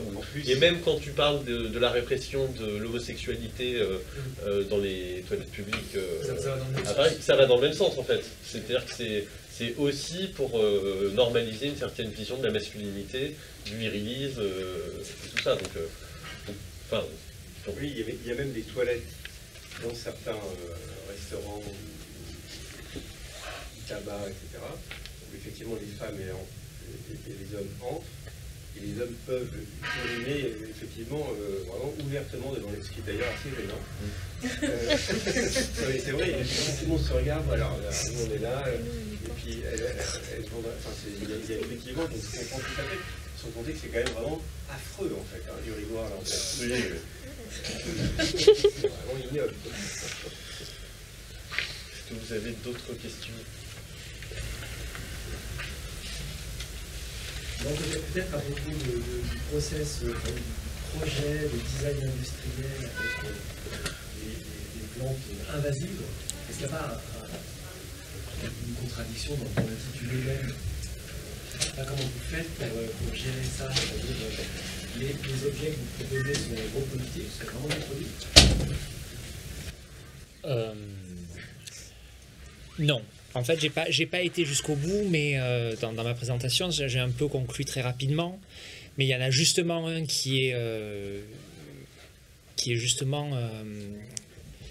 n'est pas reproductible au sens industriel du terme, mais c'est aussi vraiment réfléchir aux aspects du protocole de transformation pour le rendre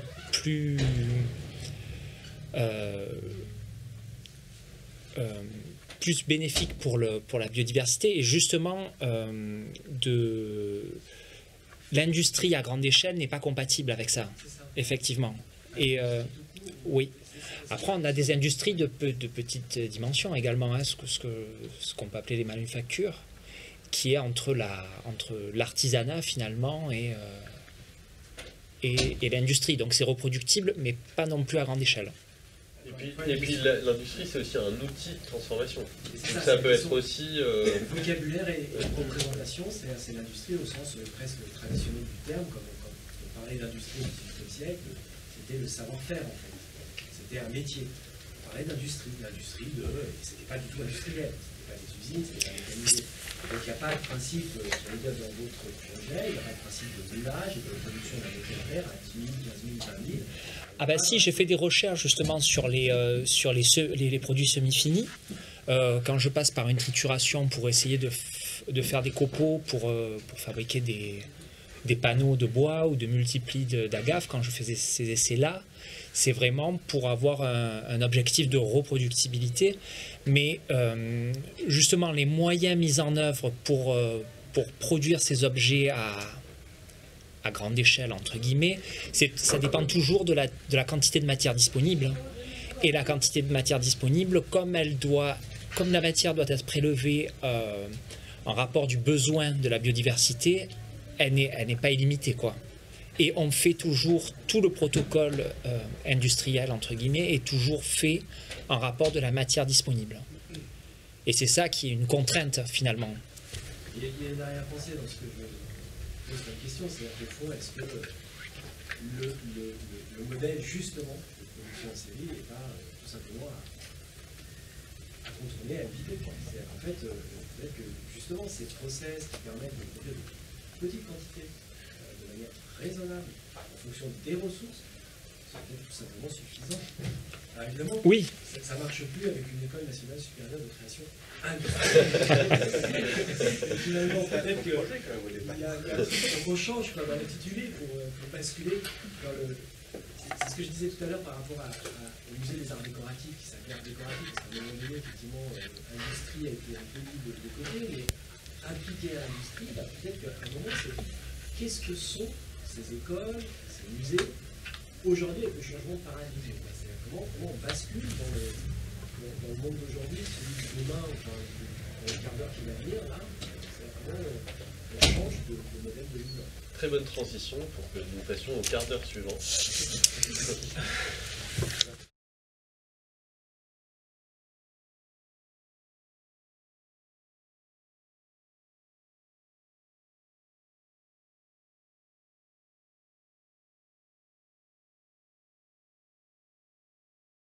Je vais commencer par une publicité sponsorisée pour faire la transition. Ok, merci. C'est possible. Close your eyes. Imagine a movie with your dream cast and your favorite director.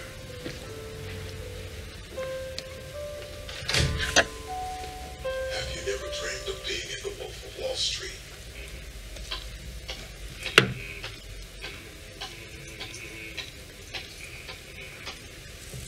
Or being Ollie G? R-E-S-T-E-C-P. Do you even know what that spells? Respect. Yes. Respect. Or Tyler Durden? Welcome to Fight Club. First rule of Fight Club is do not talk about Fight Club. Second rule of Fight Club is do not talk about Fight Club. Came down from heaven and stopped flash residual pulse. I don't mean to disrespect, okay? I respect you. We try to kill me. Or be a Mr. and Miss Smith with your girlfriend. It's up to you to be whoever you want to be.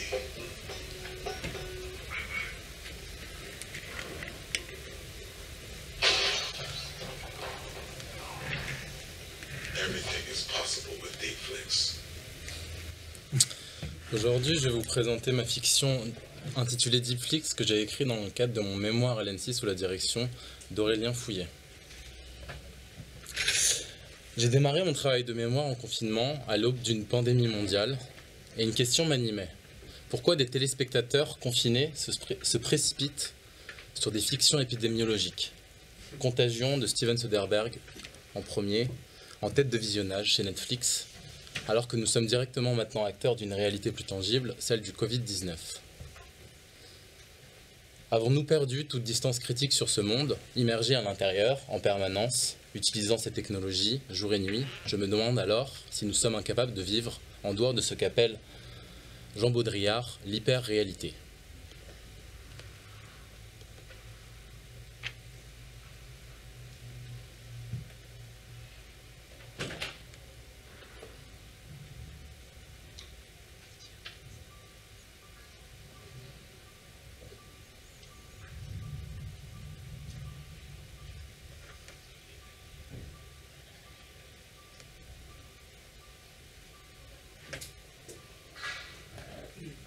C'est avec ces questionnements que je me lance alors dans l'écriture d'une fiction depuis ma chambre confinée à regarder des séries et des films. Et j'imagine un nouveau service de streaming qui permettrait à chacun de générer entièrement son film avec ses propres ingrédients. J'imagine qu'on pourrait par exemple choisir le genre, le casting, le réalisateur ou la réalisatrice, la durée, le format, ou encore le compositeur ou la compositrice de son choix. Ça donnerait quoi un western de Godard avec Marlon Brando, Uma Thurman ou Christian Bale?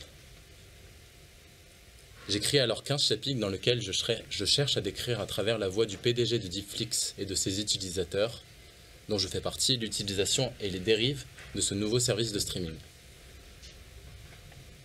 Mais au-delà des thématiques sous-jacentes présentes dans cette fiction dystopique, je voudrais maintenant revenir sur sa forme, et notamment la dernière page du livre. Celle-ci invite le lecteur à se rendre à l'adresse URL deepflix.fr. Sur cette page web, le lecteur doit s'identifier à partir du code ISBN présent sur la 4e de couverture de Deepflix.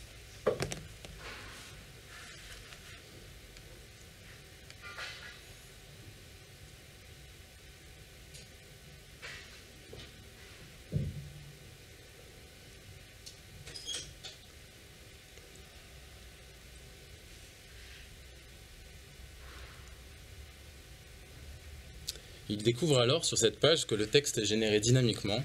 Un moteur de remplacement va venir substituer chaque nom propre de chaque chapitre indéfiniment.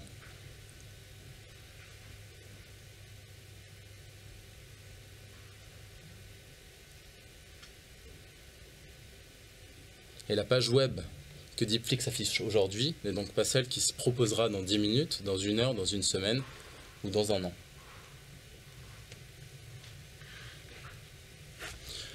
Une fois l'écriture des 15 chapitres terminée de ma fiction, j'ai donc créé avec un ami ingénieur une sorte de moteur d'onomastique.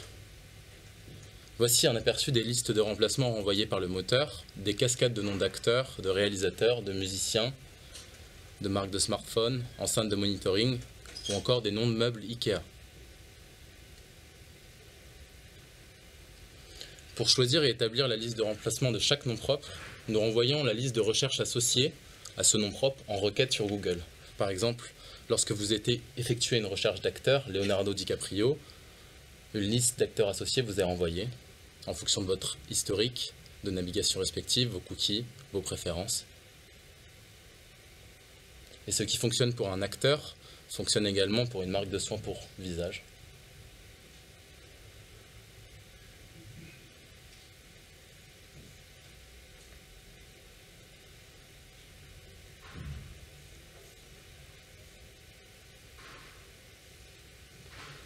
Pour mon mémoire, j'ai donc imprimé 12 déclinaisons de Deepflix des 6,89 x 10 puissance 155 possibles, possédant chacune son code ISBN unique et sa propre couverture. En alimentant un réseau de neurones de milliers d'images de films, l'intelligence artificielle nommée GAN peut produire des images de posters de films qui n'existent pas et que nous pourrions confondre avec des vrais posters en plissant un peu les yeux.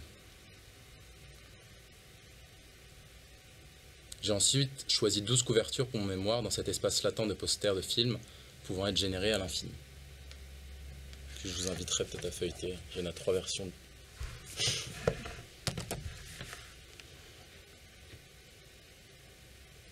Voici le résultat des 12 couvertures imprimées. Mais pendant ce travail de mémoire, en essayant de m'attacher à dépeindre par la fiction ce que la technologie est maintenant capable de simuler, j'ai également essayé de produire un renversement de logique. Et si ces technologies qui sont censées nous simuler, j'essayais moi-même de les imiter, de les simuler. Est-ce que je pourrais me faire passer pour une intelligence artificielle?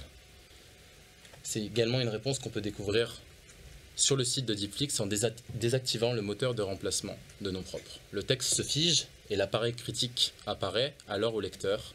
Deepflix est en fait un patchwork de textes, d'articles du journal Libé, de vidéos YouTube, de posts Twitter, d'essais d'Umberto Eco, de romans de Boris Vian qui m'ont aidé dans l'écriture et que j'ai manipulé et hybridé avec des fragments de textes issus de mon imaginaire.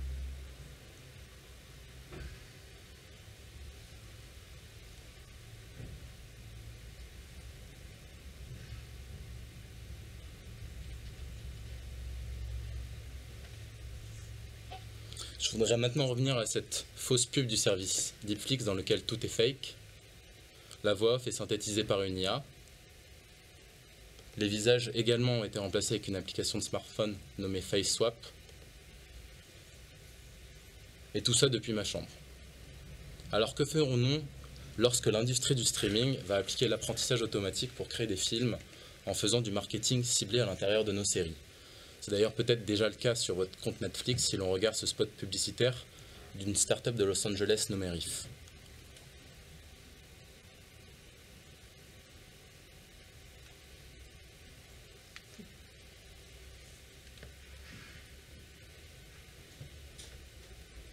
Il s'agit donc de se poser les bonnes questions avant que nous soyons aspirés tels des agents rationnels, dépossédés de nous-mêmes avec notre profil et la somme de nos données car déchargées par l'algorithme de l'angoissant fardeau d'avoir à choisir. Merci, on termine.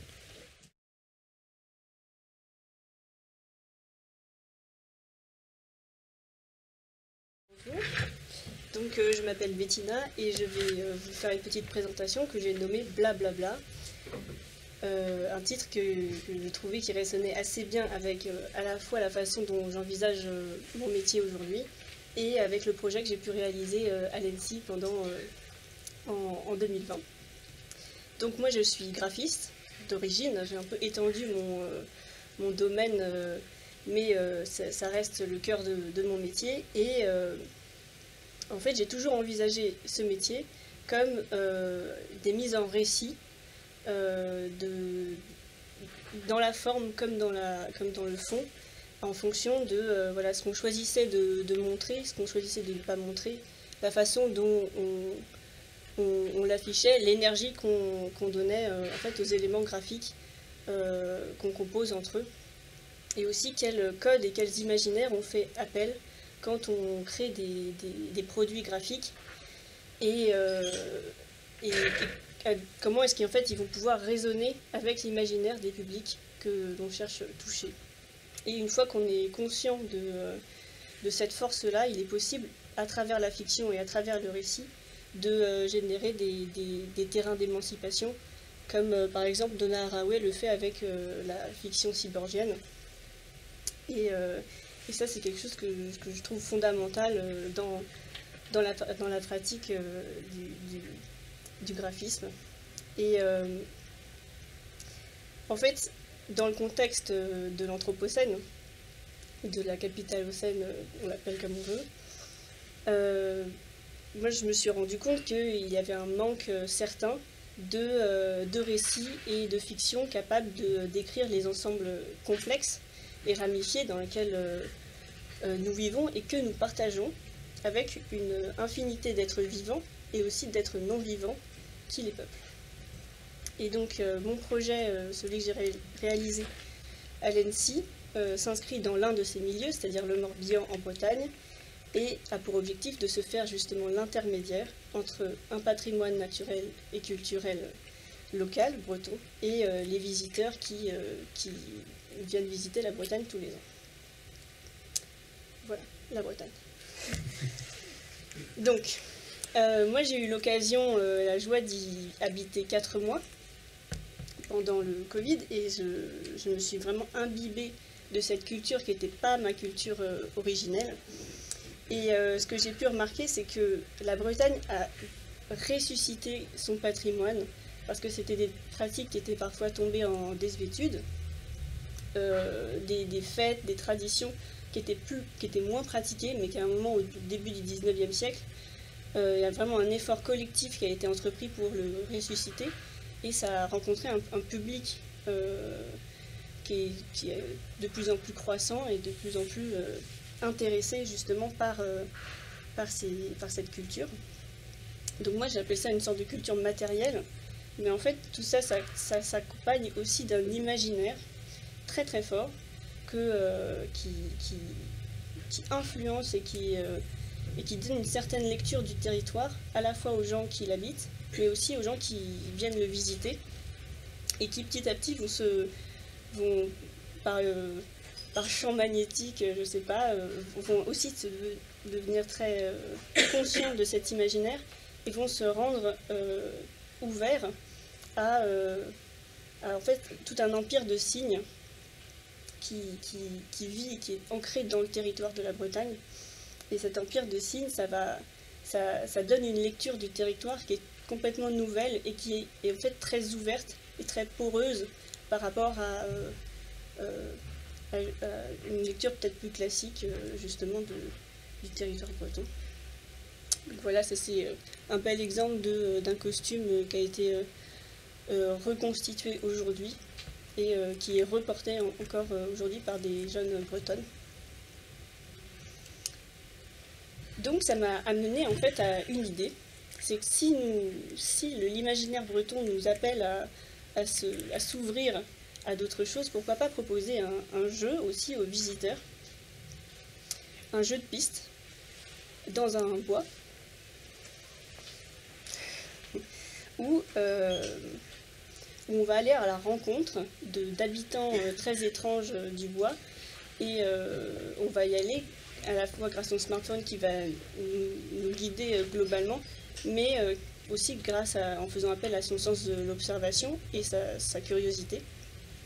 Et dans ces bois, on va faire la rencontre justement d'êtres hybrides, d'êtres étranges, qui en plus sont doués de paroles parce qu'ils parlent le breton. Et ça, on peut les écouter, mais il faut avoir un petit outil numérique, comme un smartphone.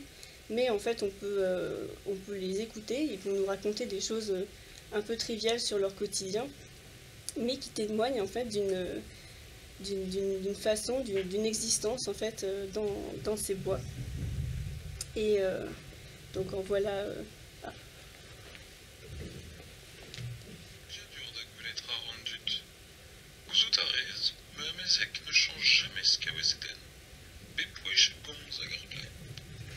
Voilà, vous avez entendu un peu de breton. Donc voilà, c'est des choses qui peuvent, c'est des choses de petites anecdotes qui peuvent nous dire. Donc voilà une maquette en fait de plusieurs habitants justement des bois, dont la forme nous rappelle les champignons qui habitent les bois, mais aussi des techniques de bois tourné qu'on retrouve dans les savoir-faire traditionnels des artisans bretons. En voilà un deuxième aussi qui est une sorte d'hybridation entre des formes lichénesques et la dentelle bretonne. Et en fait, ce qui m'intéressait, c'était de créer des êtres qui sont illogiques, parce qu'on ne peut pas imaginer un savoir-faire qui s'hybriderait avec une espèce vivante si on se place d'un point de vue biologique, mais qui pourtant, dans un contexte de coexistence et de relation, en fait ici, à travers une sorte de nouvelle optique, prendrait tout son sens et nous poserait peut-être la question, de manière très subjective, que signifie de vivre au quotidien dans un espace qui est à la fois partagé par des êtres vivants, mais aussi par des êtres non vivants qui sont des objets, qui sont des phénomènes naturels, qui sont des histoires, qui sont des récits, et que nos modes de représentation aujourd'hui relèguent souvent au second plan et même au décor, alors qu'en fait ce sont des acteurs, les premiers acteurs des créations des territoires, et il nous faut les comprendre pour pour mieux comprendre comment nous vivons. Et je crois que voilà, j'arrive un peu à la fin. Donc oui, voilà, j'aimerais bien essayer de travailler justement sur ces alliances inattendues que l'on peut créer avec le monde qui nous entoure. Et je pense que oui, l'avenir nous appelle à imaginer aussi ces outils qui vont nous permettre de voyager entre les altérités. Et ce projet s'inscrit dans cette démarche. Merci. Je m'appelle François Torel, je suis architecte, j'ai été diplômé à Paris-Malaquais en 2010. Et donc au bout de ces 10 ans de carrière plutôt éclectique où j'ai fait de l'urbanisme, du logement, je me suis confronté à des équipements et j'ai surtout fait beaucoup de scénographie, là j'ai décidé de me confronter à une nouvelle échelle, celle du design et des objets. Et c'est pour ça que j'ai rejoint l'ENSI dans le Master CTC en 2020-2021. Et en fait, j'ai aussi rejoint ce master pour commencer un projet que j'ai appelé Dernière demeure et que j'avais en tête depuis longtemps, mais que je n'osais pas commencer tout seul. Et en fait, mon ambition pour la Dernière demeure, c'est de proposer une alternative au catalogue un peu kitsch des pompes funèbres, en proposant autre chose que des tombes en granit rose, des urnes qui sont ultra standardisées, ou simplement des fleurs en plastique. Et donc l'idée dans ce projet, c'est d'interroger ce que pourrait faire l'art, l'architecture, l'art décoratif ou le design sur ce qu'est notre dernière demeure. Et donc, par dernière demeure, voilà, j'entends le fait que ça peut être une stèle, un totem, une urne, un columbarium, mais c'est avant tout une allégorie, en fait, l'allégorie du souvenir qui se matérialise par un artefact façonné par un humain en mémoire d'un autre humain. Et c'est ce côté un peu émotionnel qui m'intéresse particulièrement dans ce projet. Et en fait, voilà, enfin, les dernières demeures, c'est la sépulture, donc c'est souvent l'unique vestige de ce qui reste d'une civilisation. Et voilà, et c'est pour ça que je cite ce joli vers de Rilke. Déjà, en premier lieu, parce que j'aime bien l'idée de parler en silence. Et l'idée de parler en silence du monde, ça m'intéresse encore plus. Et j'y vois aussi un lien avec ma profession d'architecte, parce qu'effectivement, l'architecture, elle interroge des usages, des usagers aussi, un projet, une technique, de l'art, beaucoup de politique. Mais l'architecture, c'est avant tout, en fait, l'expression des évolutions de notre civilisation. Et en fait, l'architecture, en quelque sorte, elle parle du monde. Et c'est pour ça que je suis un petit peu attristé de voir qu'elle est de moins en moins présente dans les cimetières. Et donc l'objectif pour le projet Dernière demeure, en fait, c'est un projet de diplôme, donc réalisé en quelques mois, assez court, donc c'est une première expérimentation. Mais en fait, l'idée, c'était de proposer quelque chose qui puisse marcher et qui ne soit pas plus cher que ce qui existe déjà, que ce que les pompes funèbres proposent déjà. Voilà, de proposer donc une dernière demeure qui ne soit pas juste pour les happy few et qui puisse se déployer sur toutes les strates de la société. Et en fait, c'est pour ça que je me concentre sur l'échelle de l'objet, celle des urnes et des petits artefacts funéraires. Et en fait, une première question se pose à moi à ce moment-là, c'est comment concevoir des objets. En fait, moi, je suis architecte, j'ai pas l'habitude de cette échelle de l'objet, j'ai l'habitude des espaces, de composer avec les pleins, avec les vides, d'immerger des usagers dans des spatialités, mais j'ai pas l'habitude de l'échelle de l'objet. Et donc, en fait, je me pose aussi une autre question, c'est comment concevoir un objet, mais un objet particulier, c'est un objet pour quelqu'un, en l'honneur de quelqu'un. Et donc, ça engendre encore une autre question qui est comment être délicat dans cette question-là, comment ne pas prendre trop de place en tant que concepteur, parce qu'effectivement, les protagonistes, c'est les défunts, et c'est ceux qui restent, c'est pas forcément le concepteur. Et donc, pour justement essayer de répondre à cette question, je me sers justement en fait, pour répondre à la première question de comment concevoir des objets, je m'aide justement de textes de Gaston Bachelard et d'Emmanuel Kocha sur la maison. En fait, je vais considérer ces objets comme des maisons, d'où le titre Dernière demeure. Et donc ça va m'aider à justement concevoir ces objets. Et l'autre,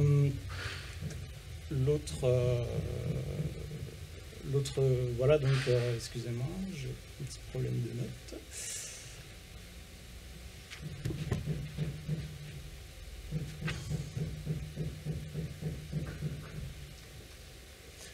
Voilà, et donc pour comment être délicat et ne pas prendre trop de place en tant que concepteur, j'ai une autre idée, en fait, c'est celle de la co-création. Donc imaginez ces dernières demeures avec les protagonistes, donc soit les futurs défunts ou soit les gens qui restent, ceux qui restent.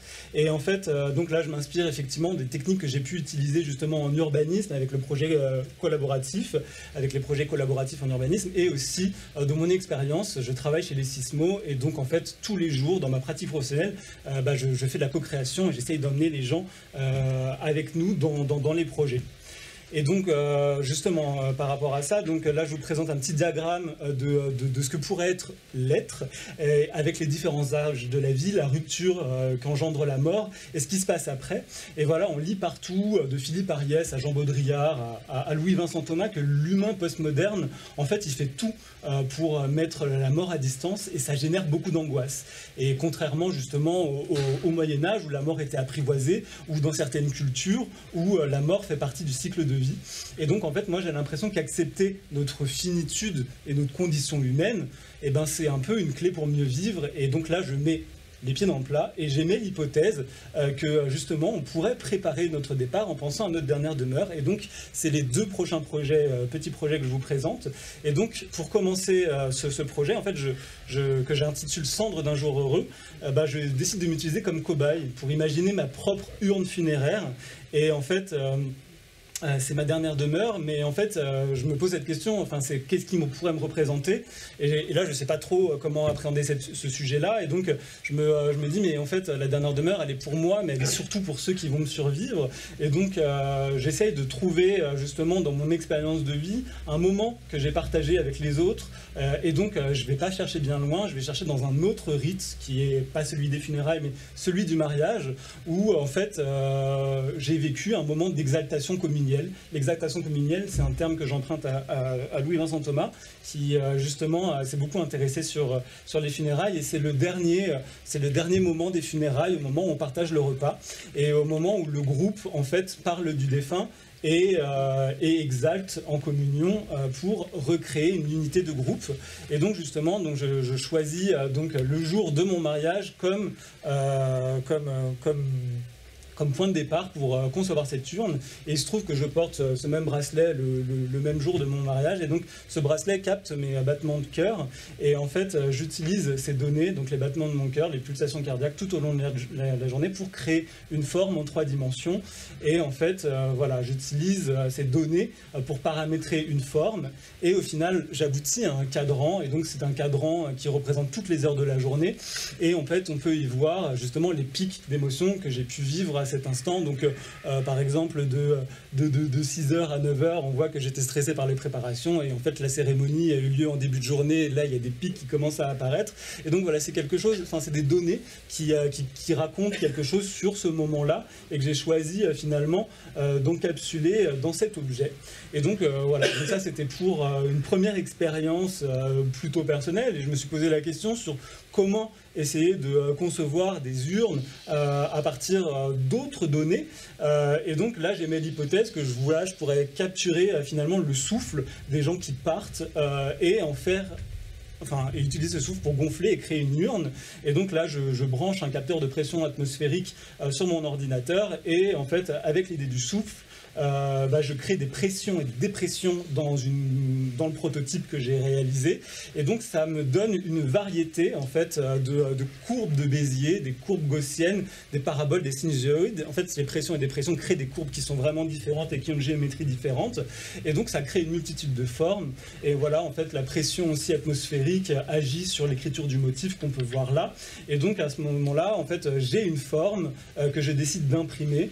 Là, je l'imprime effectivement en PLA, mais l'idée à terme, c'est un projet qui est censé durer, où je suis censé l'imprimer en grès, donc en terre, pour il s'agit de maquettes, mais donc à terme, effectivement, comme je vous le disais, elles seront plutôt imprimées en terre. Et donc là, c'est la deuxième phase de mon projet, en fait, où finalement, toujours dans cette chronologie de l'être, et celui qui qui n'est plus. En fait, on entend beaucoup ça dans le funéraire, celui qui n'est plus, mais non. En fait, je pense que celui qui est mort continue à être. Et c'est là où j'emprunte justement au beau texte de Vinciane Després ce concept d'agentivité des morts sur ceux qui restent, qui peuvent avoir.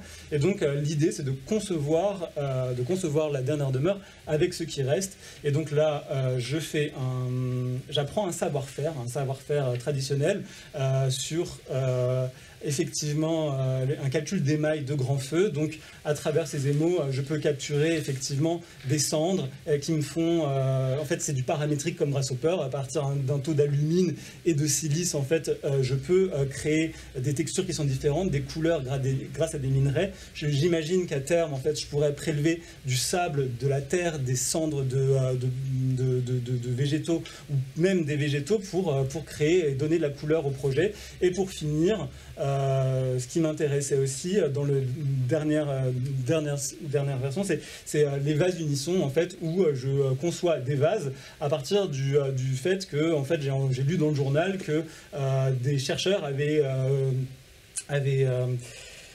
soulevé le fait que les battements du cœur d'une assemblée se mettaient à l'unisson à partir du moment où ils écoutaient une même histoire. Donc j'ai trouvé ça très joli et j'ai décidé d'utiliser finalement cette exaltation communielle, donc en capturant justement le battement cardiaque d'une assemblée, j'obtiens pareil des courbes que je peux ensuite transformer en vase et que je peux imprimer. Et voilà. Et donc ces vases unisson sont des objets qui représentent qui représentent l'émotion à un instant donné, une émotion collective. Et voilà. Et donc l'ouverture, c'est que, comme je vous le disais, c'est un projet que j'ai commencé avec l'ANSSI, que j'essaie de continuer seul. Mais voilà, il y a plein de choses à faire encore dans ce tas d'expérimentation. Et voilà.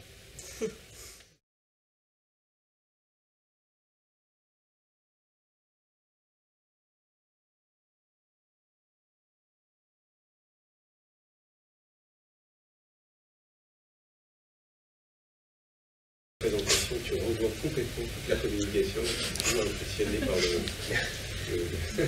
le boulot à chaque fois. Je crois que le projet, j'ai dû le voir plusieurs fois, bien évidemment. Je veux dire, toujours avec plaisir. Et à nouveau, là, graphiquement, tout a été... ce que je trouve intéressant sur... Private, d'une certaine manière, c'était pour lancer la conversation. Non, mais pour rebondir à côté... ce que je trouve intéressant, non mais pour ricocher, tiens, plutôt, voilà, pour ricocher, c'est que ce matin on soulevait la question des nouvelles esthétiques ou des esthétiques alors liées à l'environnement, mais aussi liées du coup au numérique et toutes ces choses-là, et qu'en fait vos trois présentations, elles proposent chacune une lecture un peu ou une démarche en tout cas, qui adresse cette question des nouvelles esthétiques. Et c'était vrai d'ailleurs pour la table précédente aussi. Mais peut-être, je sais pas, vous pouvez nous dire un mot chacun de comment vous comprenez ces questions, comment vous les adressez, si ça vous parle ou pas. Je peux dire un mot en relation avec mon sujet qui est finalement ces technologies de génération d'images, de textes, qui sont de plus en plus accessibles, où en fait on nourrit un algorithme de plein d'images qui peuvent être, je sais pas, tous les paysages du Morbihan pris d'un point de vue, et l'IA va nous sortir une image qui est la synthèse de tous ces paysages, et c'est vrai qu'il y a une forme d'esthétique qui se dégage de tout ça, qui j'ai l'impression est en train d'être de plus en plus éclectique ou de plus en plus réaliste, et justement qui fait peur, qui va dans ce qu'on appelle peut-être de la vallée de l'étrange en termes de réalisme. Mais c'est vrai que c'est ce graphisme, moi je parle du coup de ma recherche et de mon mémoire, mais il y a quand même une esthétique assez marquée par ce que peut générer ces algorithmes, et qui je trouve est assez présent sur les réseaux, dans pas mal de partages de création graphique, etc. Et c'est assez intéressant, et en même temps inintéressant la manière dont justement ça va venir faire, entre guillemets, uniformiser une forme de génération de visuel, et du coup c'est assez ça contraint, justement, alors qu'on a l'impression qu'on peut générer plein d'images, en fait, elles sortent toutes avec une forme d'uniformité qui est liée à des paramètres. Enfin, bon. Mais c'est pas forcément contrôlé en plus. Enfin, c'est ça aussi qui est intéressant, c'est de revenir quelques mois après le diplôme où je me rends compte que, en tout cas moi dans ma production, j'ai pas contrôlé en fait ce qui arrivait. Ce qu'on m'a dit, effectivement, ce que Victorien m'a dit au moment, c'est que j'avais créé une grammaire en fait. Et ça, je m'en suis même pas rendu compte avant qu'on me le dise. Et voilà. Donc, oui, je pense que je sais pas si ça répond à la question, mais l'esthétique, alors pour ma pratique personnelle, plus j'y réfléchis et le plus j'essaye de la comprendre, le moins ce sera réel en fait. Et je pense qu'il y a toujours un moment dans le travail d'un designer de lâcher prise et de vraiment de faire quelque chose mais sans vraiment le comprendre. Et qui dans un second temps, on peut revenir dessus. Et là, c'était hyper intéressant qu'on ait parce que je pense qu'on a tous réappris quelque chose de ces projets-là. Mais je pense que ça passe par beaucoup d'observations volontaires et involontaires, et ensuite par une sorte de traduction, mais qui est incontrôlée. Ouais. Voilà, Est-ce que vous avez des remarques, des questions? Une dernière remarque peut-être, mais c'est que vos trois projets ont quand même ceci de commun, c'est d'une utilisation effectivement des outils hyper technologiques, numériques, et tous les trois, vous produisez des objets sur mesure, des objets uniques. Et ça, je trouve ça très intéressant. C'est-à-dire qu'il y a un côté artisanal en fait, y compris même dans le projet de Quentin, donc qui est quand même aussi une dimension critique, si je comprends bien, enfin, de démonstration de dystopie, ça fait peur. Et en même temps, on voit bien que c'est un outil absolument génial de création d'une fiction. Beaucoup plus soft, effectivement, chez Bettina, plus care, plus sur le territoire, et on voit toutes les possibilités, mais c'est plutôt bien fait parce qu'il n'y a pas le côté gadget qu'on voit habituellement, et effectivement, c'est une dimension poétique que je trouve très intéressante. Et pour finir, effectivement, sur la question de... Alors, les objets funéraires, c'est un vrai sujet qui intéresse pas mal d'étudiants régulièrement à Camondo. Peu s'en sortent. C'est un sujet compliqué. Peut-être en rapport avec le cimetière de côté de... C'est ça. Parce que ici, vous avez vu que la polarité, on est soit côté boulevard, soit côté cimetière. Et vous êtes côté cimetière. Et voilà, le bureau de la recherche est derrière le rempli, là-bas. Le département de la recherche est côté cimetière, vers les poubelles. Et effectivement, les voisins sont plutôt... Ça fait envie. Mais bon, il y a Jean Baudrillard, Charles Baudelaire... Il y a du monde là. C'était ça, tout le temps. C'est Gainsbourg, voilà, pour les Et Jacques Chirac. Je trouve que oui, effectivement, ce qui est intéressant, c'est que là, vous cochez pas mal de cases sur le process. Entre autres, là, pour le coup, sur les significations, les imaginaires, ça marche assez bien. Et avec cette idée de produire du sur-mesure à l'intérieur des standards actuels, courants, ce que je trouve effectivement très très intéressant. Et effectivement, pour avoir suivi, alors pour le coup, la dernière fois c'était un sujet sur les crématoriums, c'est une pauvreté, l'architecture, l'espace, l'esthétique, c'est dramatique. C'est dramatique ce qu'on s'inflige à nous-mêmes. Que ce soit adaptable à tous, mais ça devient nu. Oui. Mais après, on pourrait créer des symboliques, inventer des nouveaux rites. Non, mais c'est une question. C'est dramatique.